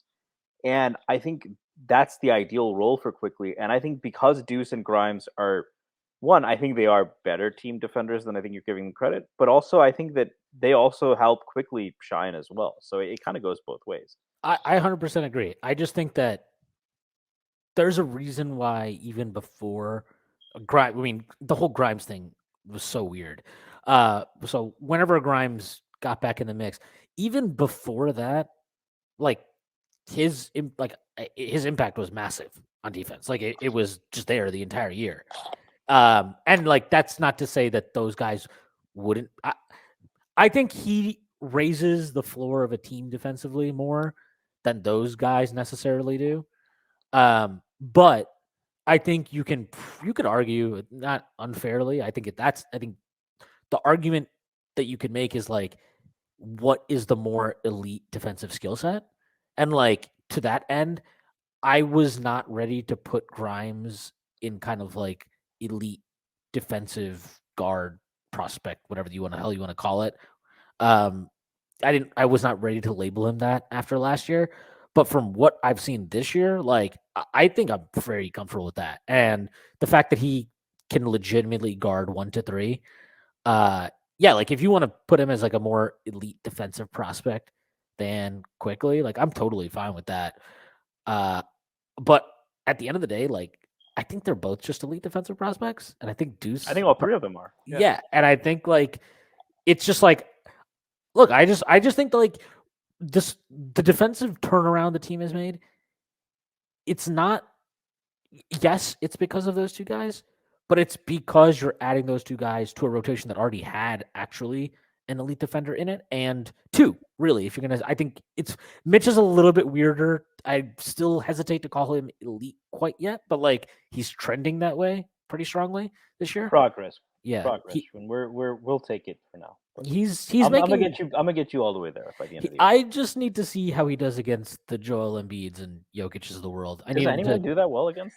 I Does just Rudy need him do to that not well foul against out. them? I just need him not to foul out. I need him to be able to stay on the floor and not pick up 2 fouls within the first 2 minutes of Jokic. He got screwed posting up. yesterday, by the way. I would not. Oh yeah, no. Yesterday was I have no problem with that. I didn't think 2 or 3 of those fouls were bullshit. His last foul wasn't a foul. Yeah, it was. He should have had a double-double. That's the worst part about that last foul he got. It should have been his double-double. Finishes 12 and 9 instead of 12 and 10. But like, yeah, I mean, this team is. I mean, look, we argue. I think we talked about this earlier in the year. This is what I thought. I thought that Tom Thibodeau's usage of the roster and his deployment of the roster was the reason why the defense looked as bad as it did. And I thought this team was a good defense. I think they had a strong enough track record of being a good defense. And now that he's playing, again, we're playing 4 guys who, so that people are like, oh, Knicks fans just overrate their guys. Let's just say at least they have 4 guys in the rotation that are good defensive players. Like, you're seeing the difference that makes. Like, 50% of your minutes now are going to guys that are good on defense. And, like, Sims is probably good. Like I think it's fair to say Sims is good on defense. Hardenstein is good, even though he makes the in the right like role. he had a defensive rebound yesterday that he missed. It got stripped from his hands, and I wanted to like punch myself in the face watching it. But like I think he's a pretty good defensive player. Sims is a good defensive player. Like that's 6 guys of your 9 in the rotation, and like Nice. yeah, right. And it's like I don't think Brunson. If he's bad, it's not about effort. It's about just a limitation of like his physical capabilities, right? RJ and as we talked about earlier, RJ and Randle picking it up. Like there's the offense is like a very interesting thing. And I'll pull up the numbers after I shut up here, but like the defense has been the best in the league since McBride came in. And some of that you can talk to me about like, oh, well, teams aren't making threes and blah, blah, blah. Okay, fine. They're going to make more threes. This should be, if those guys stay healthy, I feel fairly confident this is a top 5 defense for the rest of the year. We'll see. What have they been over the last 10 games? They've still been pretty average, right? I think they have been 6th or 7th. I'll pull it up right now. I'm just going. Kurt Goldsberry posted one of those last 10 game charts, and they seem to be still at the origin. But the origin. Do you want to explain that to our listeners? You don't think take you to Indian parent school? The Knicks over the last 10 games are 5th in defensive rating, 108.4 defensive rating. They're also quiet as kept. They are 8th in offensive rating over the last 10 games. I don't know.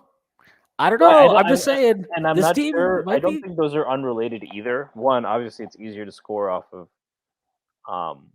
it's easier to score off of misses. But I also think they've just forced a lot of turnovers, right? I mean, I mentioned the deuce stat, but in general, it seems like they've been getting into transition more. Now I'm asking you has the pace changed at all for them? They're playing a lot slower now. They're playing the opposite of what the pace is 99.46. I believe they were pretty well over 100 early in the year. I can pull up the whole season. So that may not be as much for contributing. For the full season, they are at 100.28. They're at 99.46 over the last 10 games. So I wouldn't say they've like dropped off quite a bit, but they've dropped off a little bit. So I don't know. And offensive improvement isn't being driven by just tons of transition. Yeah, no. I mean, I just think like, look, this is kind of like whatever. Fuck it. It's just it's our podcast. Who gives a shit?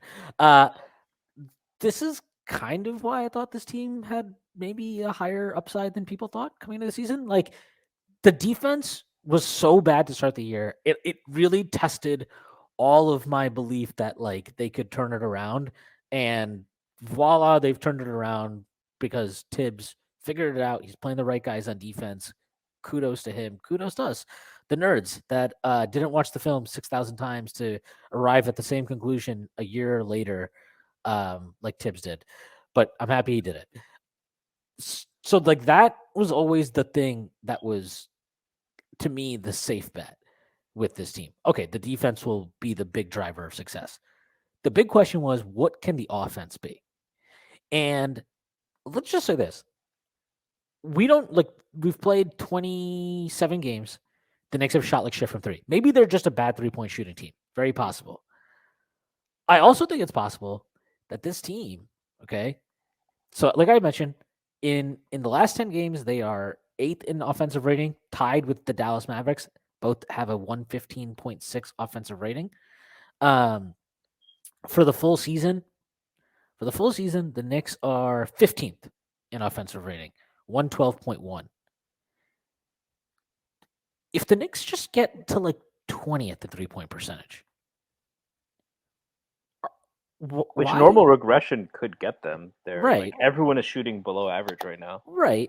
So, I mean, they've removed their best 3-point shooter from the lineup, so maybe. Right. But what do they say, right? If you're any contender, has to be a top 10 defense and a top 10 offense. I don't think the Knicks are a contender, but I'm telling you, there's a chance this team might actually end up being like.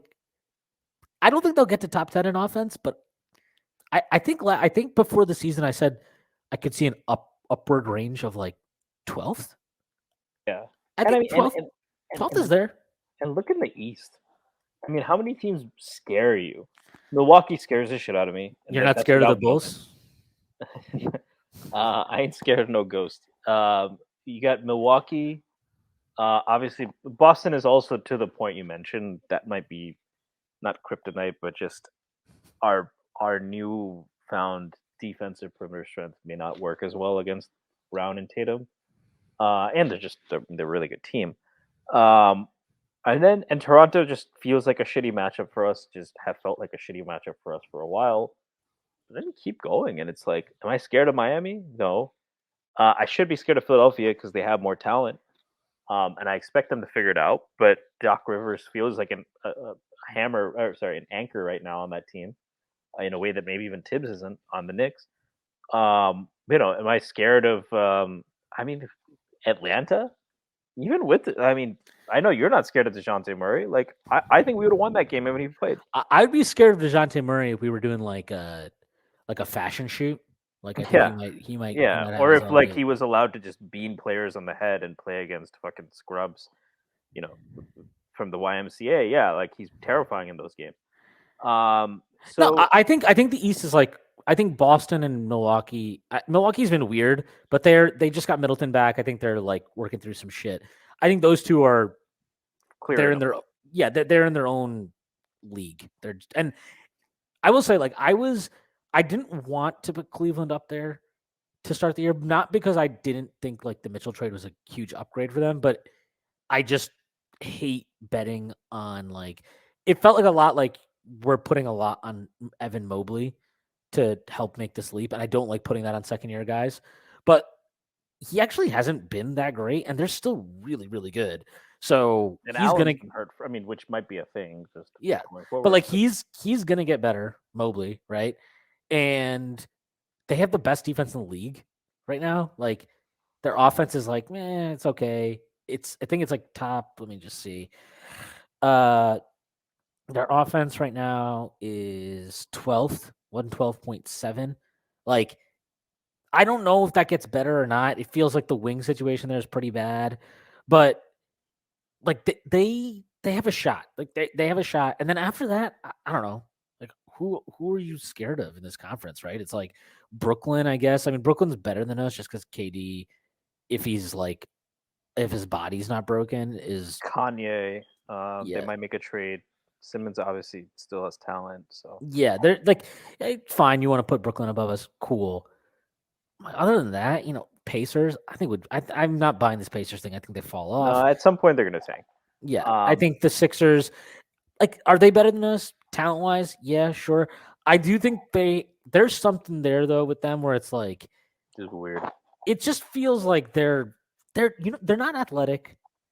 They don't look active. They look lethargic constantly. There's like a weird energy with them. Even when they play well, it just feels like it's like, oh, Embiid went off tonight. But it's not like they played well. It's like Embiid played really well, right? Toronto, I think they are fun. I just think that team is, I think Nick Nurse has run them into the ground. Other than that, Washington, Chicago, Atlanta, Miami, Detroit, Orlando, maybe in 4 years for Orlando, Charlotte. Like, yeah, like I think the East is, I mean, it's crazy to say this, but just as a regular season thing, right? Just as a regular season thing, it's not crazy to think like if the Knicks can avoid any major injuries to Brunson, I could see like a top 4 seed. The almighty 4th seed? Yeah, I could see it. Not because I think they're the 4th best team or that they're a contender, but like, we know the regular season is in the playoffs, right? And I wouldn't be upset about that if this is the rotation, because that's fucking awesome. Oh, we got I think like, let's even tamper it down even more. I think 6 seed, right?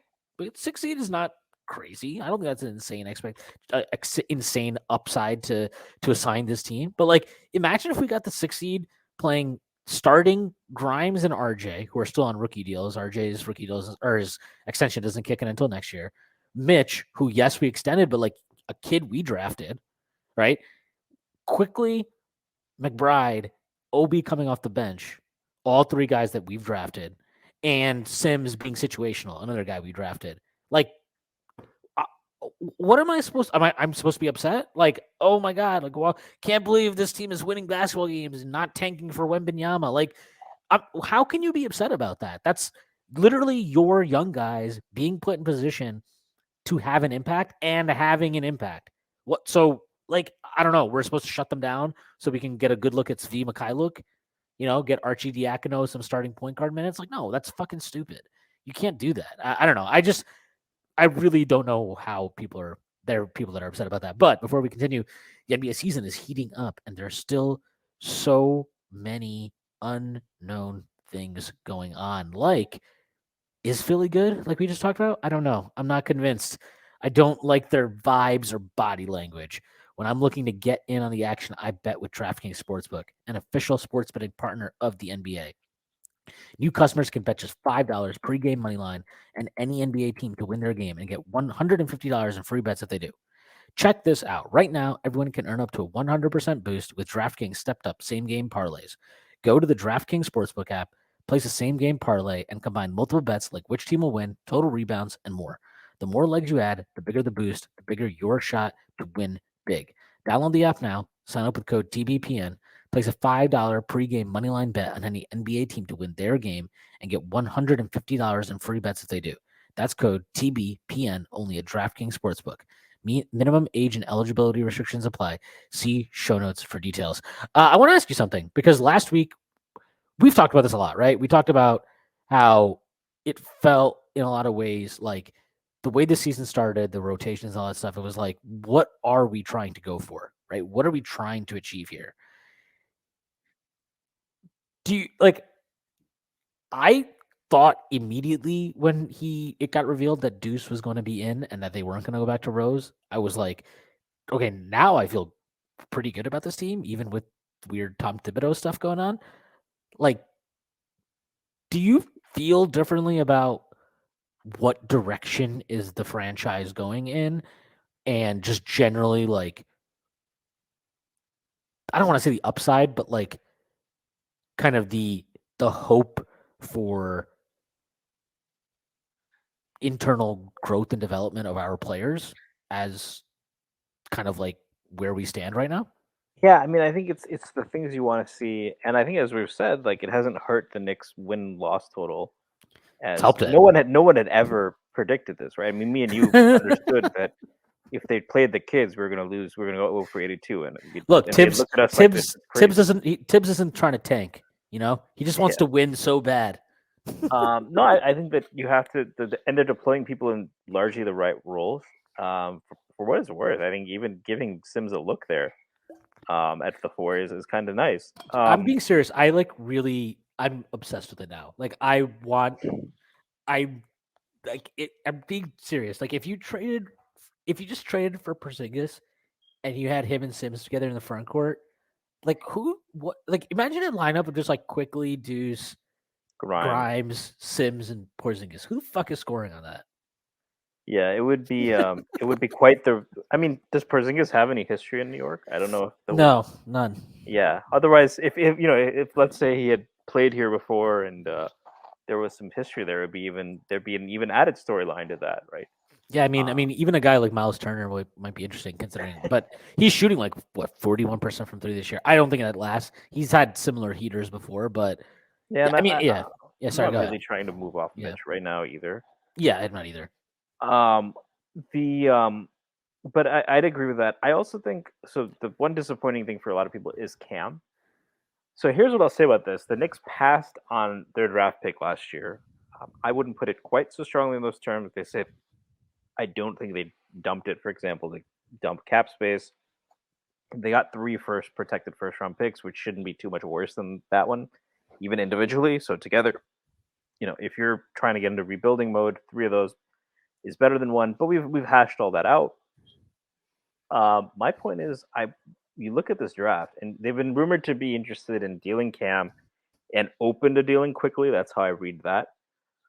If you look at this draft, it makes more sense. I am not just biased, I swear to God, but I'm going to name one guy who is mocked close to 20, certainly out of the lottery, but very firmly in the first round, who I would have probably taken over a guy like Benedict Mathurin last draft. And Mathurin went 6th.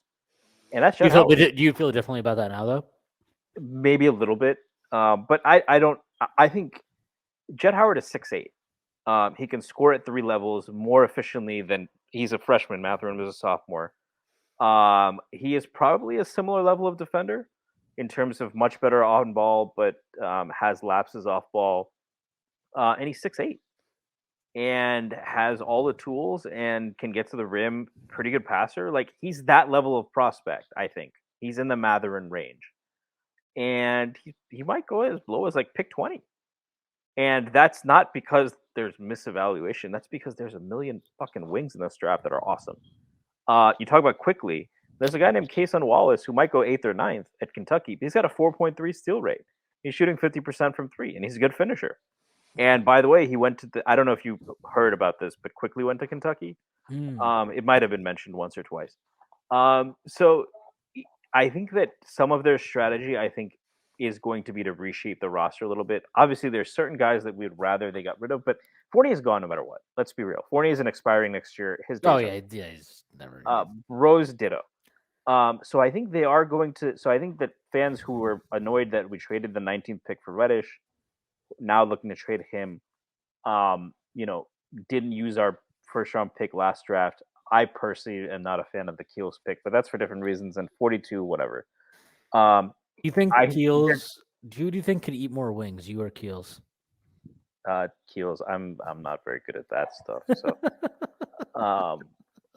I can barely eat 2 doses, man. So I'm not a very good South Indian son-in-law. The point I'm making is that I think they're going to use at least. I think they will use, if they don't use them to move up, if they really like a guy, and I know there's one guy who you have your eye on, who I like a lot too, and Jarace Walker. If they want to move up for a guy like that, they might not have to, by the way. They're right now at 10 or 11. They might do that, but barring that, I think they'll use both first round picks, or they might do some Brock Aller maneuvering. But I think they were going to use 2 first round picks minimum this year, and I think that partially explains. And this is the right draft to do that in, and it also, I think it mitigates a couple of our worries. One, like, what are they doing if they're trading Cam and maybe even thinking about trading quickly? Like, if you can get a guy like Kason Wallace or like some of these guys who look like star players, and you say, yeah, we can get OG Anunoby for quickly, or we can get an unprotected first, it makes it a little bit more excusable, as much as we love him. But the other thing is that I think you and I have both, as good as this front office has been at drafting, the worry is that they don't seem to value like Cam Reddish type wings. When I say Cam Reddish type wings, I mean people with those kind of physical tools, right? They were rumored to be into Devin Vassell, ended up taking Obi Toppin. So we don't know how truthful those things are. Didn't take a guy like Desmond Bane. Like, we saw them, they took Keels despite there being a glut of 6'3" people on the roster. There was Josh Minot and Kendall Brown, a couple of long, rangy, more upsidey wings there. I think that the fact that they're willing to move Cam means they're either just decided they're not going to use that archetype and are going to be the opposite of the Raptors, or they look at this draft and they say, like, that is an archetype that's in abundance. Because beyond Jet, you have a ton of guys. You have guys like Cam Whitmore, and a lot of these guys would probably go like top 5 or top 7, top 8 in last year's draft. They would have gone above a guy like Johnny Davis. Whitmore's probably going to go like top 6, 7, right? Yeah, I think he's at 13th on Tankathon. He's been hurt, but just like the names are like, just they pop. I mean, Keontae George is another quickly type guy, 6'4", but takes a ton of threes. Really dynamic player. You got a guy like Anthony Black. He's like the Dyson Daniels mold. He's 11th right now on Tankathon, 6'7", with like high playmaking ability. The Knicks right now are mocked to get Khalil Ware, who I know you're a fan of. Shot blocking center who's flashed the ability to shoot. Just so everybody knows, if I'm a fan of a player in this draft, that doesn't mean I've actually done any analysis. It's mostly just like, oh wow, this guy's highlights are pretty cool. Yeah, but if you watch Jarace Walker, if you know anything about Shwin and you watch Jarace Walker play for 5 minutes, you're like, okay, Shwin's got to have a huge man crush on this dude. Oh yeah. I mean, I do. Like, the guy's awesome. But you look at Derek Lively is like Keegan Murray's twin brother, who is putting up, by the way, Keegan Murray type production at Iowa. He's Yeah, I was 20 gonna. assists. Yeah, I was gonna say like he seems like perfect for us. Yeah, I mean, well, he is, I think, strictly a 4. So I think Perfect, great. We need more. well, the Knicks were best when they had 85 power forwards, right? Shout out Zach Yes. Lowe. I do think that would be a great fit, but I think at that point you're probably moving on from, if not Randle, then Obi. Guy like, and then you have like all these and then you have wings, and then I think Chris Murray's an interesting point because you also have all of these like versatile power forwards that just do a bunch of crazy shit. GG Jackson defends like a guard. He's not even 18 yet. 6'9".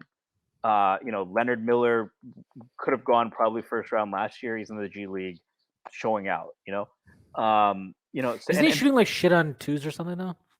Or is that like Braxton? No, I it's think not he Braxton. Wow, definitely not Braxton Miller. no, Braxton Miller. He's a wide receiver. He lost. The only other there's only been 2 OSU QBs I've seen lose to Michigan. Shout out CJ Stroud, but Braxton Miller's the other one. Yeah, he's shooting 51% overall, 30% from 3. I mean, he's a 6'11" tweener guy who's he's a marinate guy. The point is, then you have even Tariq Whitehead is Duke's top recruit, just a ho hum 6'8", 6'6" guy, small forward. So you have all of these dudes. And then that's without even talking about guys like the Thompson twins, who are probably going to go above the Knicks range. But on Tankathon, Osar Thompson, who is phenomenal, he's going 9th. So the Knicks are going to be in position to take some kind of high level wing. If they do what they did last year, I'll actually be really mad this time because there's a lot of guys who fit in. I actually think Jet is probably the most immediate contributor. I think they're going to like the fact that his dad played in the NBA. I'm sure Wes is cool with Juwan and all that. And I think he just fits in like a glove into a nice compliment to Grimes and RJ. But I'm curious. Do you think that impacts the Cam stuff? Yeah, maybe. I think it might. I also think they might just look. I just think there's basketball reasons to not play Cam. And if he's the collateral damage of the organization finally picking a path that blends the desire to win now along with developing and prioritizing your young talent to a degree, then so fucking be it. That sucks for him. And I think it speaks to a mismanagement of everything related to his situation. But maybe that situation and this overall start to the season is the kind of wake up call, not a wake up call, but it's an inflection point, right? Decisions have to be brought to a head at a certain point, right? The critical points are reached, and organizations, individuals, collective groups of people, it changes everything. And that Dallas game, the start of the season, felt like somewhat of an inflection point where it's okay, what are we doing here? What is the plan? What are we trying to be? What are we prioritizing? And what's the best way about doing this?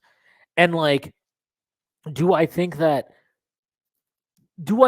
they made the decision to play these young guys and put them all in the rotation because they're just so invested in developing young talent? No, I don't think so.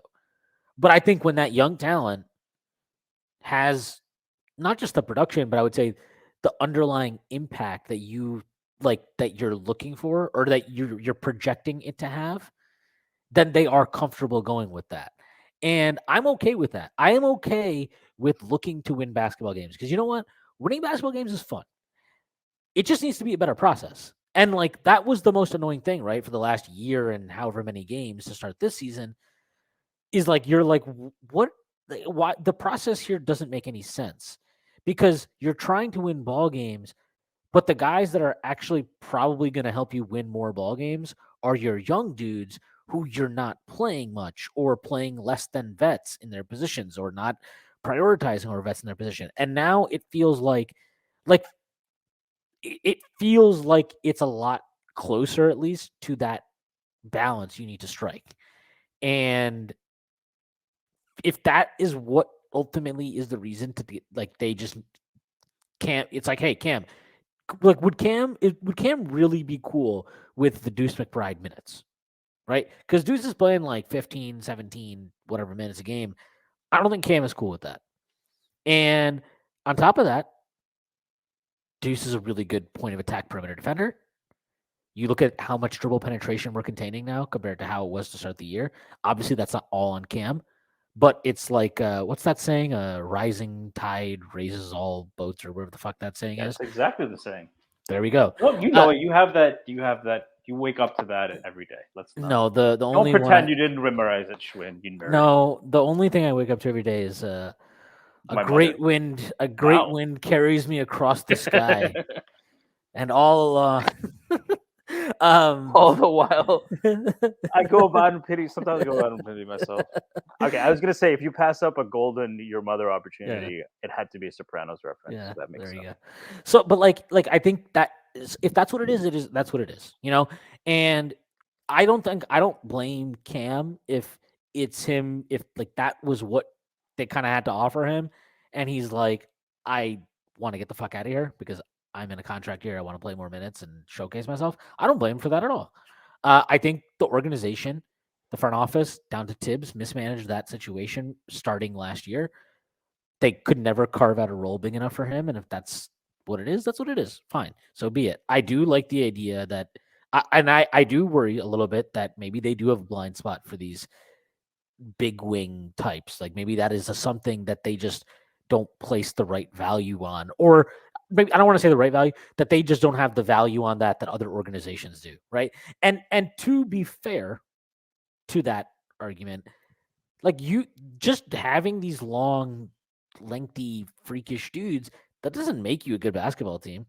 You know, like Orlando's drafted these guys for fucking ever, and only now does it feel like they have an actual core of young talent that's going somewhere. Toronto has a But bunch of these they dudes. have pretty much drafted exclusive. Like the frustrating part is like the teams that have had success doing that, Toronto and Orlando come to mind, are just an assembly line of these 6'10" dudes. Orlando's done that, right? Yeah, So but they haven't had a lot of success. And like, yeah, but you can see now a pretty talented. yeah, young yeah, core now, emerging. but like, so I'm saying like, but just having that be like your template doesn't guarantee success. That's true. And like even Toronto now, let's be honest, man. I've watched them. They look fucking whack. Scotty Barnes sucks. Fuck him. Franz is better than him. Franz owns him. Franz is always owned Again, him. Franz is another long wing, but Yeah. Well, because Franz is better than him. But like, no, but like, I think I'm so happy that Scotty Barnes is struggling this year. Fuck him. Fuck Raptors fans. He was such an overrated bum last year. One of the most fraudulent rookie of the year votes. Fuck him. But like, it's just like, I'm okay if they prioritize the ball skills and all that kind of stuff over just physical archetype, but you still need to find those guys. And I like to your point, like I wonder if just the dudes in this draft blend enough of like the skill stuff they're looking for on top of like addressing a physical profile we don't have. And maybe that does play another thing. I have no clue. I have no idea about that. And I do think it's weird that people are like, well, they don't care about the draft just based on like our rotation right now. I think that's bullshit. But like, but that's also why, like, what if I told you there was a guy averaging 15 points on 60% on twos, 42% from three, 68% on free throws. Let's forget about that. 2.3 to 0.9 assist to turnover ratio, and he's 6'8". And his dad played in the NBA for 20 years. Is that something you think this front office might be interested in? well, what if I told you at a 16? Yeah, I think they'd be But interested. and that's just another guy in this draft. Like Right. you have like this is just the fucking in and out menu of wings. Like you And have all of, you can take your long, just fucking crazy potential. I dudes. kind of You have I your kind of polished like guys, these, like Cam Whitmore's another one, you know. But like you have the Thompson twins could fall. Who knows, right? Like I mean, I kind of like the like Jet went to IMG, right? Yeah. Yeah, like these IMG guys are interesting to me always. That's what happens when you have rich parents. Yeah. Yeah, but I mean, Anthony Simons was at IMG, Yeah. right? He was like the first one of those dudes to like fall through the cracks, and obviously looks like a home run pick now for Portland. But yeah, I mean, I think Jet Howard, like you said, is just like a dude in this draft, and they have 2 first-round picks. They might have 3, although the Washington's fading fast now. But I prefer that pick to convey later anyway. But yeah, I think 2 first-round picks in this draft, like that's a pretty decent situation. And they're to be in. probably going to, I mean, Luka could always go on a tear. So that's what happened last year, right? Yeah, and that's fine. Like you mentioned, like this draft is so deep. Like, and we've seen them parlay these. Like, I can't wait. This is gonna happen. They're gonna be in the draft. They're gonna have 2 first-round picks. They're definitely gonna make. They're gonna make like multiple trades. Everybody's gonna freak out. Like, I think they've earned the benefit of the draft and the doubt, and earned the benefit of the doubt in the draft. Just with how they handle it, I think. Yes, they traded out this past year. They got a lot of capital for it. Obviously, they achieved another goal with clearing cap space to get Brunson. Like, again, they drafted, like, people freak out about the 19th pick thing, right? Yeah. Was it the best use of the asset? No, probably not. But guess what? They came into that draft with 4 picks, and they picked 4 guys. At the end of the day, they picked 3 4 of them guys. are already rotation players. The other Right. one is really good in Europe and probably going to be valued. So The other one is probably the best prospect in Spain right now. Like, yeah, guard prospect in Spain, which is the second best league in the world. Like, they left that draft with 4 guys and 1 future first. So, like, yeah, did they burn the asset with Cam Reddish? But sure, fine. If you want to argue that, you want to be miserable about it, go for it. But like, they clearly have managed this better. I do want to talk about this before we get out of here. I can't believe we went through this entire podcast without talking about RJ Barrett. RJ Barrett had himself a very nice game yesterday. I think he finished with 27 points, 9 rebounds, 6 assists.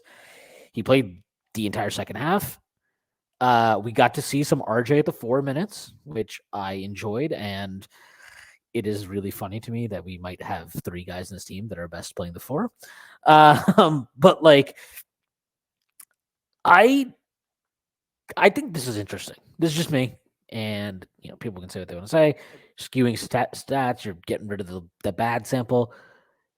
For the first like 10 games of the year, RJ was like a 54 true shooting.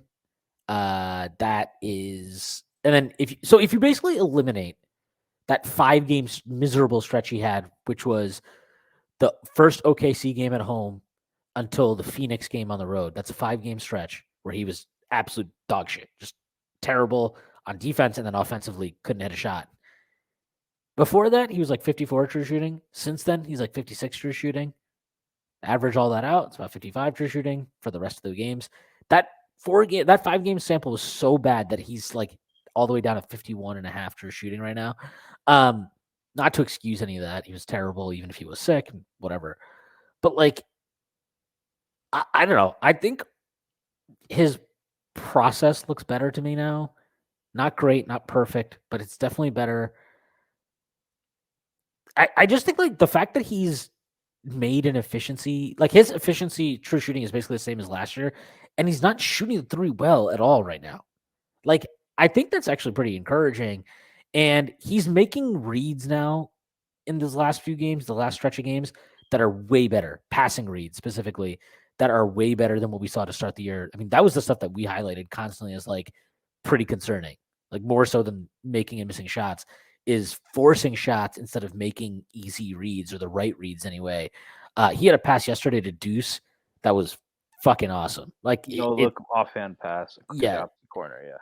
That might be the best pass he's made all year, all career. Maybe it was a really, really nice pass. I just think like, and maybe it was, he got to be the man yesterday, right? Because Randle was out, so maybe that it changes how you operate in certain ways for best or worse. I just thought he looked really good yesterday, and again, not a perfect game, but definitely better. It looks like he's moving better to me on both ends of the floor. He's never going to be the most explosive guy. He's never going to be the greatest defender. I do hope he can get back to his second year level of defense, though, because if he did that, that would be pretty spectacular. I'm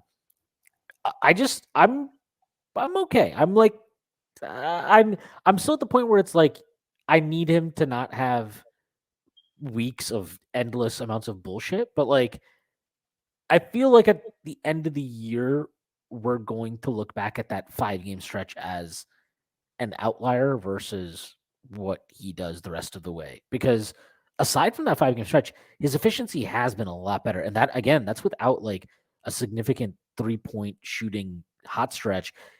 The biggest sign of encouragement for me is he's at 80.6% now from the free throw line. That's fucking huge. So I don't know. I'm still like a little bit hesitant to be like, okay, he's back or he's better or whatever, but I do think there's stuff there to be encouraged about. Yeah, I mean, I have been I talked to you about this. I haven't enjoyed RJ Barrett as much at all recently.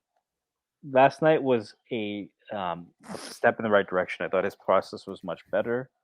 But there's still more possessions than even with Julius Randle at this point, where he gets the ball quickly up, right at the half court line, or he brings the ball up, and I'll just groan because there's so many times I'm just like, this isn't touch. No one else is going to touch the ball in this possession, are they?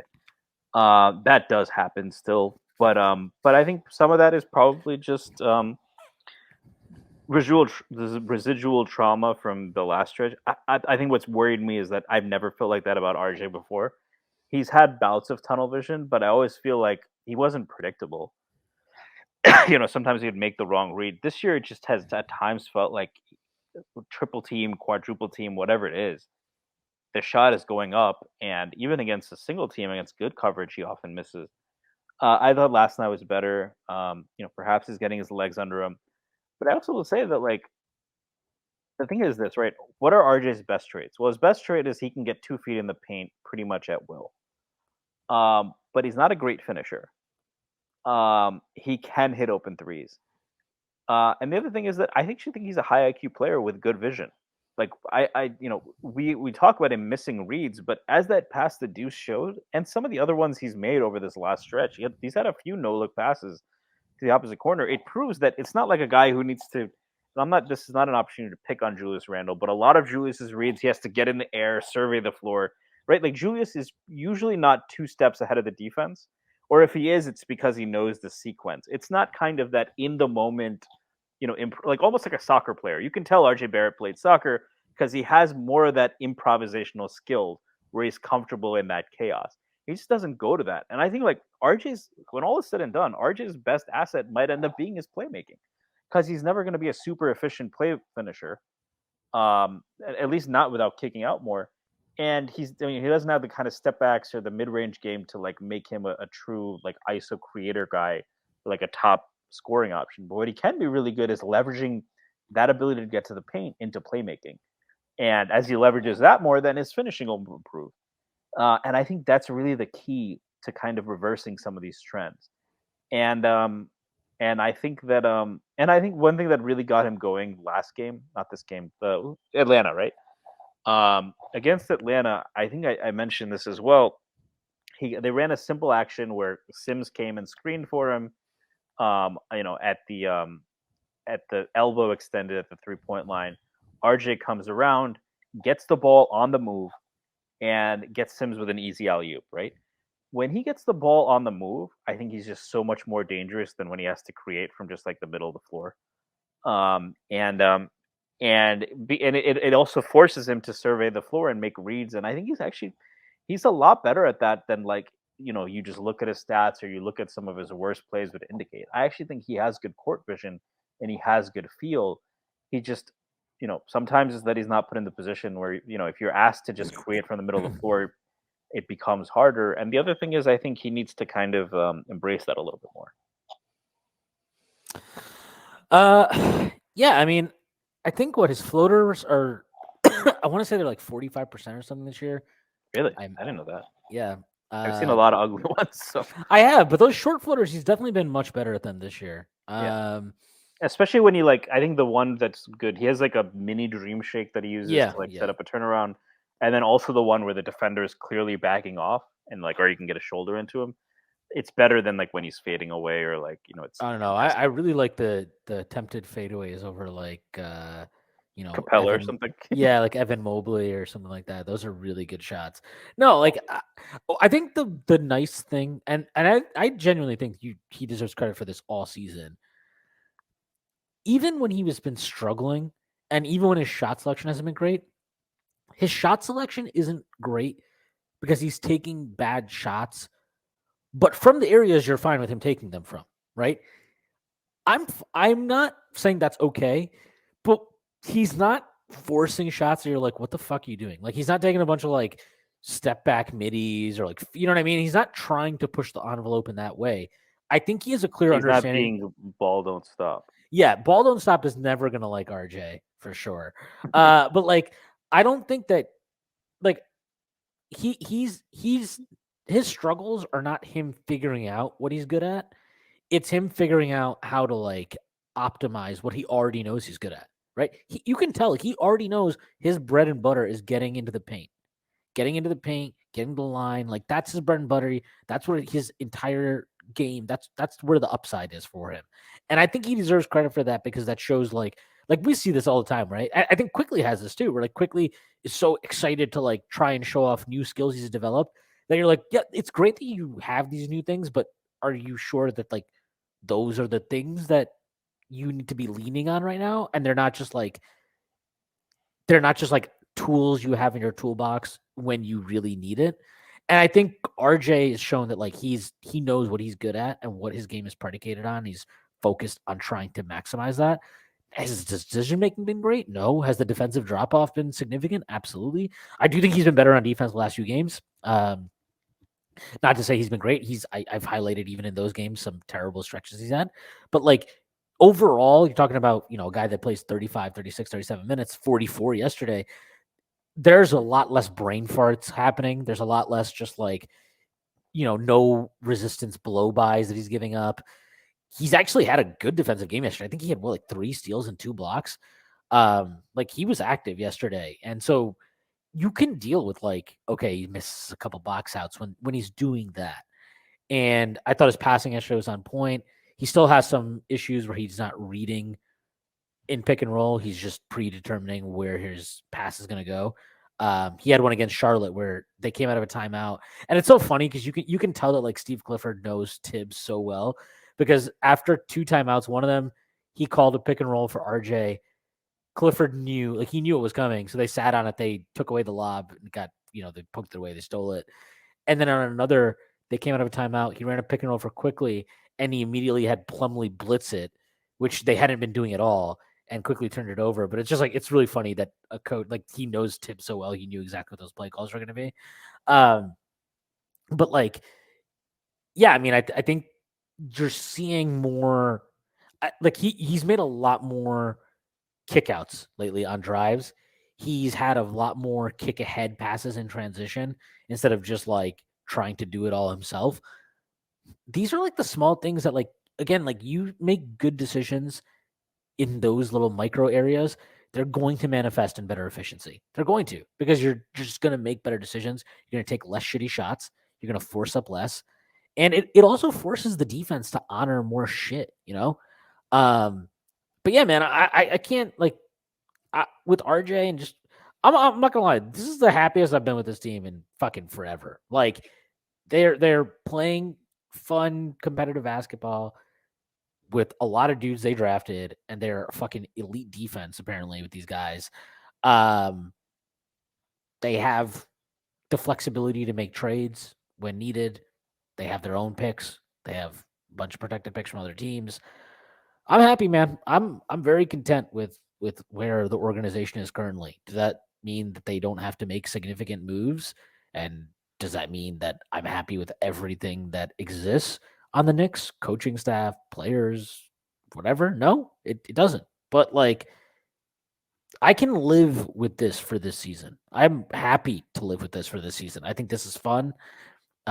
It feels like a team that actually has a direction, and it's a team that you're going to actually find out a lot about these young guys. You're going to find out how they react to different situations. You're going to find out how they play together because the nature of the 9-man lineup is you're going to see more mix and matching, even with Tibbs, and that's just really encouraging to me What in do a you lot of think? ways. What was your favorite game from last season? Or if you had to pick two favorites, The Miami game, and probably either the Charlotte game or the Bulls game at the end, all towards the end of the season. So Miami game was probably my favorite. The other one I'm going to mention is the Clippers game. Yeah, that was really good too.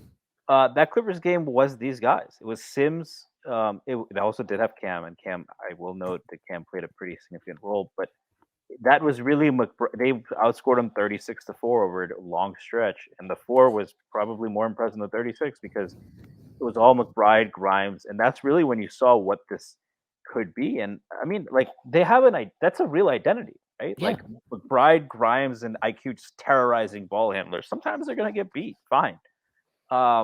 It feels like a better identity. It feels like they went back to the identity of what they had in 2020, 2021, but they're with doing better it players. yeah, with better players, with more talent, and you're doing it with guys that can be part of your core for a while. And I think the biggest key to this, okay, you figured out an identity and it's predicated on these young dudes, whatever. And obviously you still have Brunson, you have Randle, and Brunson has been awesome. Randle has been really improved offensively. Okay, that's all great. But like this needs to inform your roster management moving forward, right? Because one of the mistakes, and I don't like ripping on them for this as much as other people do. I think it's kind of bullshit. But like one of the mistakes they made after that season was it wasn't to try to keep the momentum going, but I think they undervalued like okay, it's great that Kemba can take off the dribble threes. It's great that Fournier is a better offensive player than Bullock. How do these guys fit around? If you're going to be building with RJ and Julius, how do they actually complement them? And not just offensively, but defensively. And I think they undervalued what that drop off would. I know I did. I think a lot of people did. So, okay, you figured that piece out right now. So now, right, in the offseason, you want to make a big move? Fine. But you got to make moves for guys that fit into that type of like ethos and identity that you have set up. And it's hard, but you have to stay disciplined, I think. And like not compromise on fundamental elements of who you are organizationally, like with your roster and your team. Yeah. So we'll see. I mean, I don't know. Like, it's just interesting to think about like what guys fit that. And obviously, like, it's not. It's sports, right? Like you can't pass up on talent at a certain point because it doesn't fit like the perfect archetype of what you want. But like, I also think this like with Brunson being here now, I actually am more comfortable and like seeing what that looks like, right? Seeing just how he plays and all this. I would be a lot more comfortable taking a big swing on a star or whatever, depending on who it is. But like, I'm more comfortable with that type of trade now because we have Brunson. I think like there's a difference there in the calculus now, with him in the mix. Yeah, I think they have some options. And if Randall is, and to tell you what, Brunson hasn't been great the last few games. We didn't talk much about it, but I think it started. Maybe the ankle was already hurt. I thought against Atlanta, he really struggled with the length of Capella. He's not the first guard too. But there were times where even I was like, maybe they should be running more stuff through Randall, and it worked, right? So they have some options, and even I mean, shit, if Randall gets it together, I know, given what we talked about, neither of us is super high on that.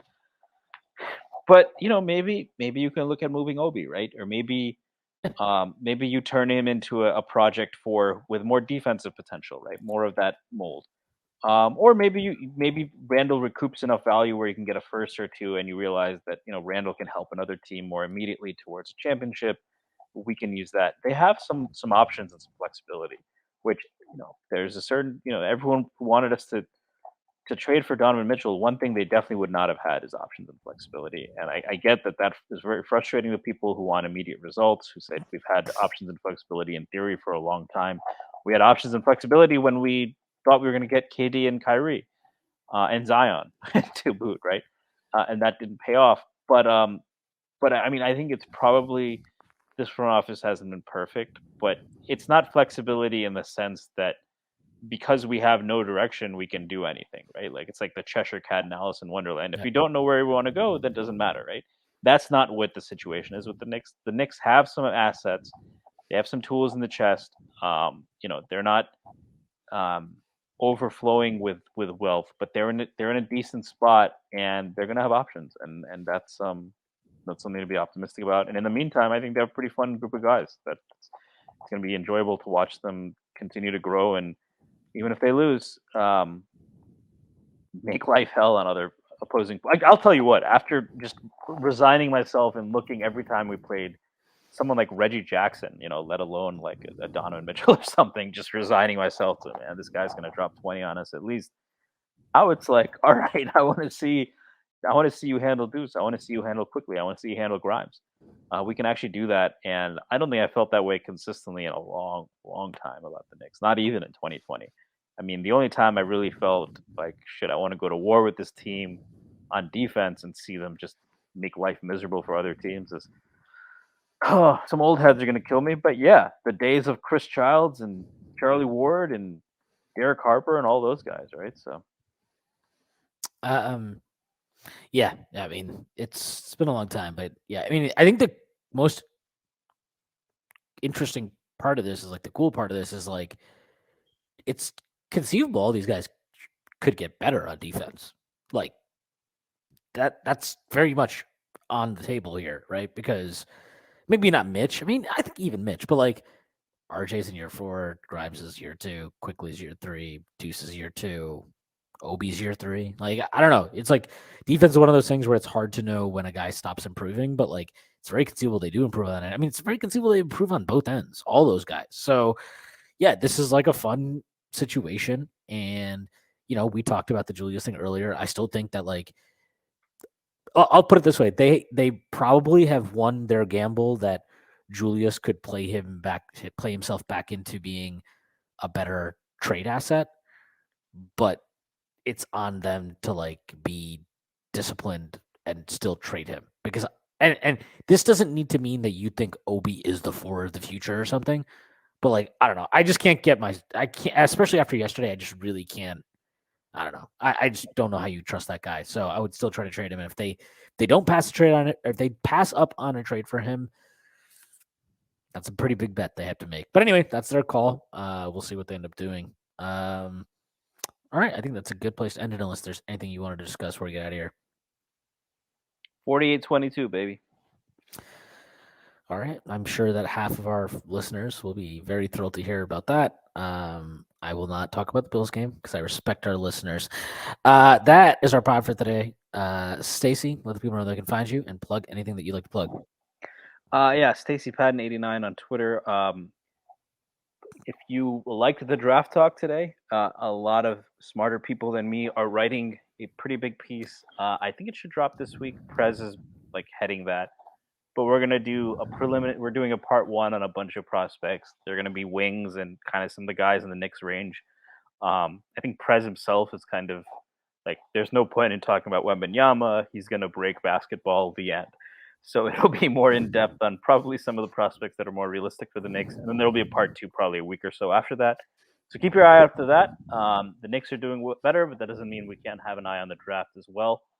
And yeah, that's all I'll plug. And in general, just follow everything on the Strickland, and the draft stuff is going to heat up. And you don't have to ask either of us about how locked in and how great of a resource Prez is on a lot of that stuff. And I'm going to do my best to chip in my 2 cents as well.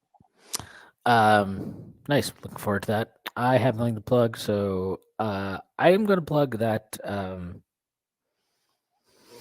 All I'll say is that I think it's really funny that this team was seen as hopeless, purgatory, whatever the fuck, no man's land, all those fun verbiage that people like to throw around about the Knicks. Pretty amazing what happens with a few rotation changes. Certain rotation changes that. But who could have seen this coming? I mean, were you saying this last year? Who could have seen the potential?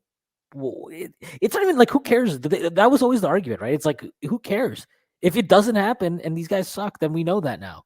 instead of living in this world where we're like, well, maybe they suck, but maybe they're not. But also, like, we're not going to try because the vets are definitely better. Stupid shit. All right. Anyway, we're going to end it there. That is our pod for today. I hope everybody has a great week. I have nothing to plug, so I will just plug all the great stuff that is happening at the Strickland, articles, podcasts, you name it, we got it. Again, that is the show for today. Hope everybody has a great week, and I will see you on Friday.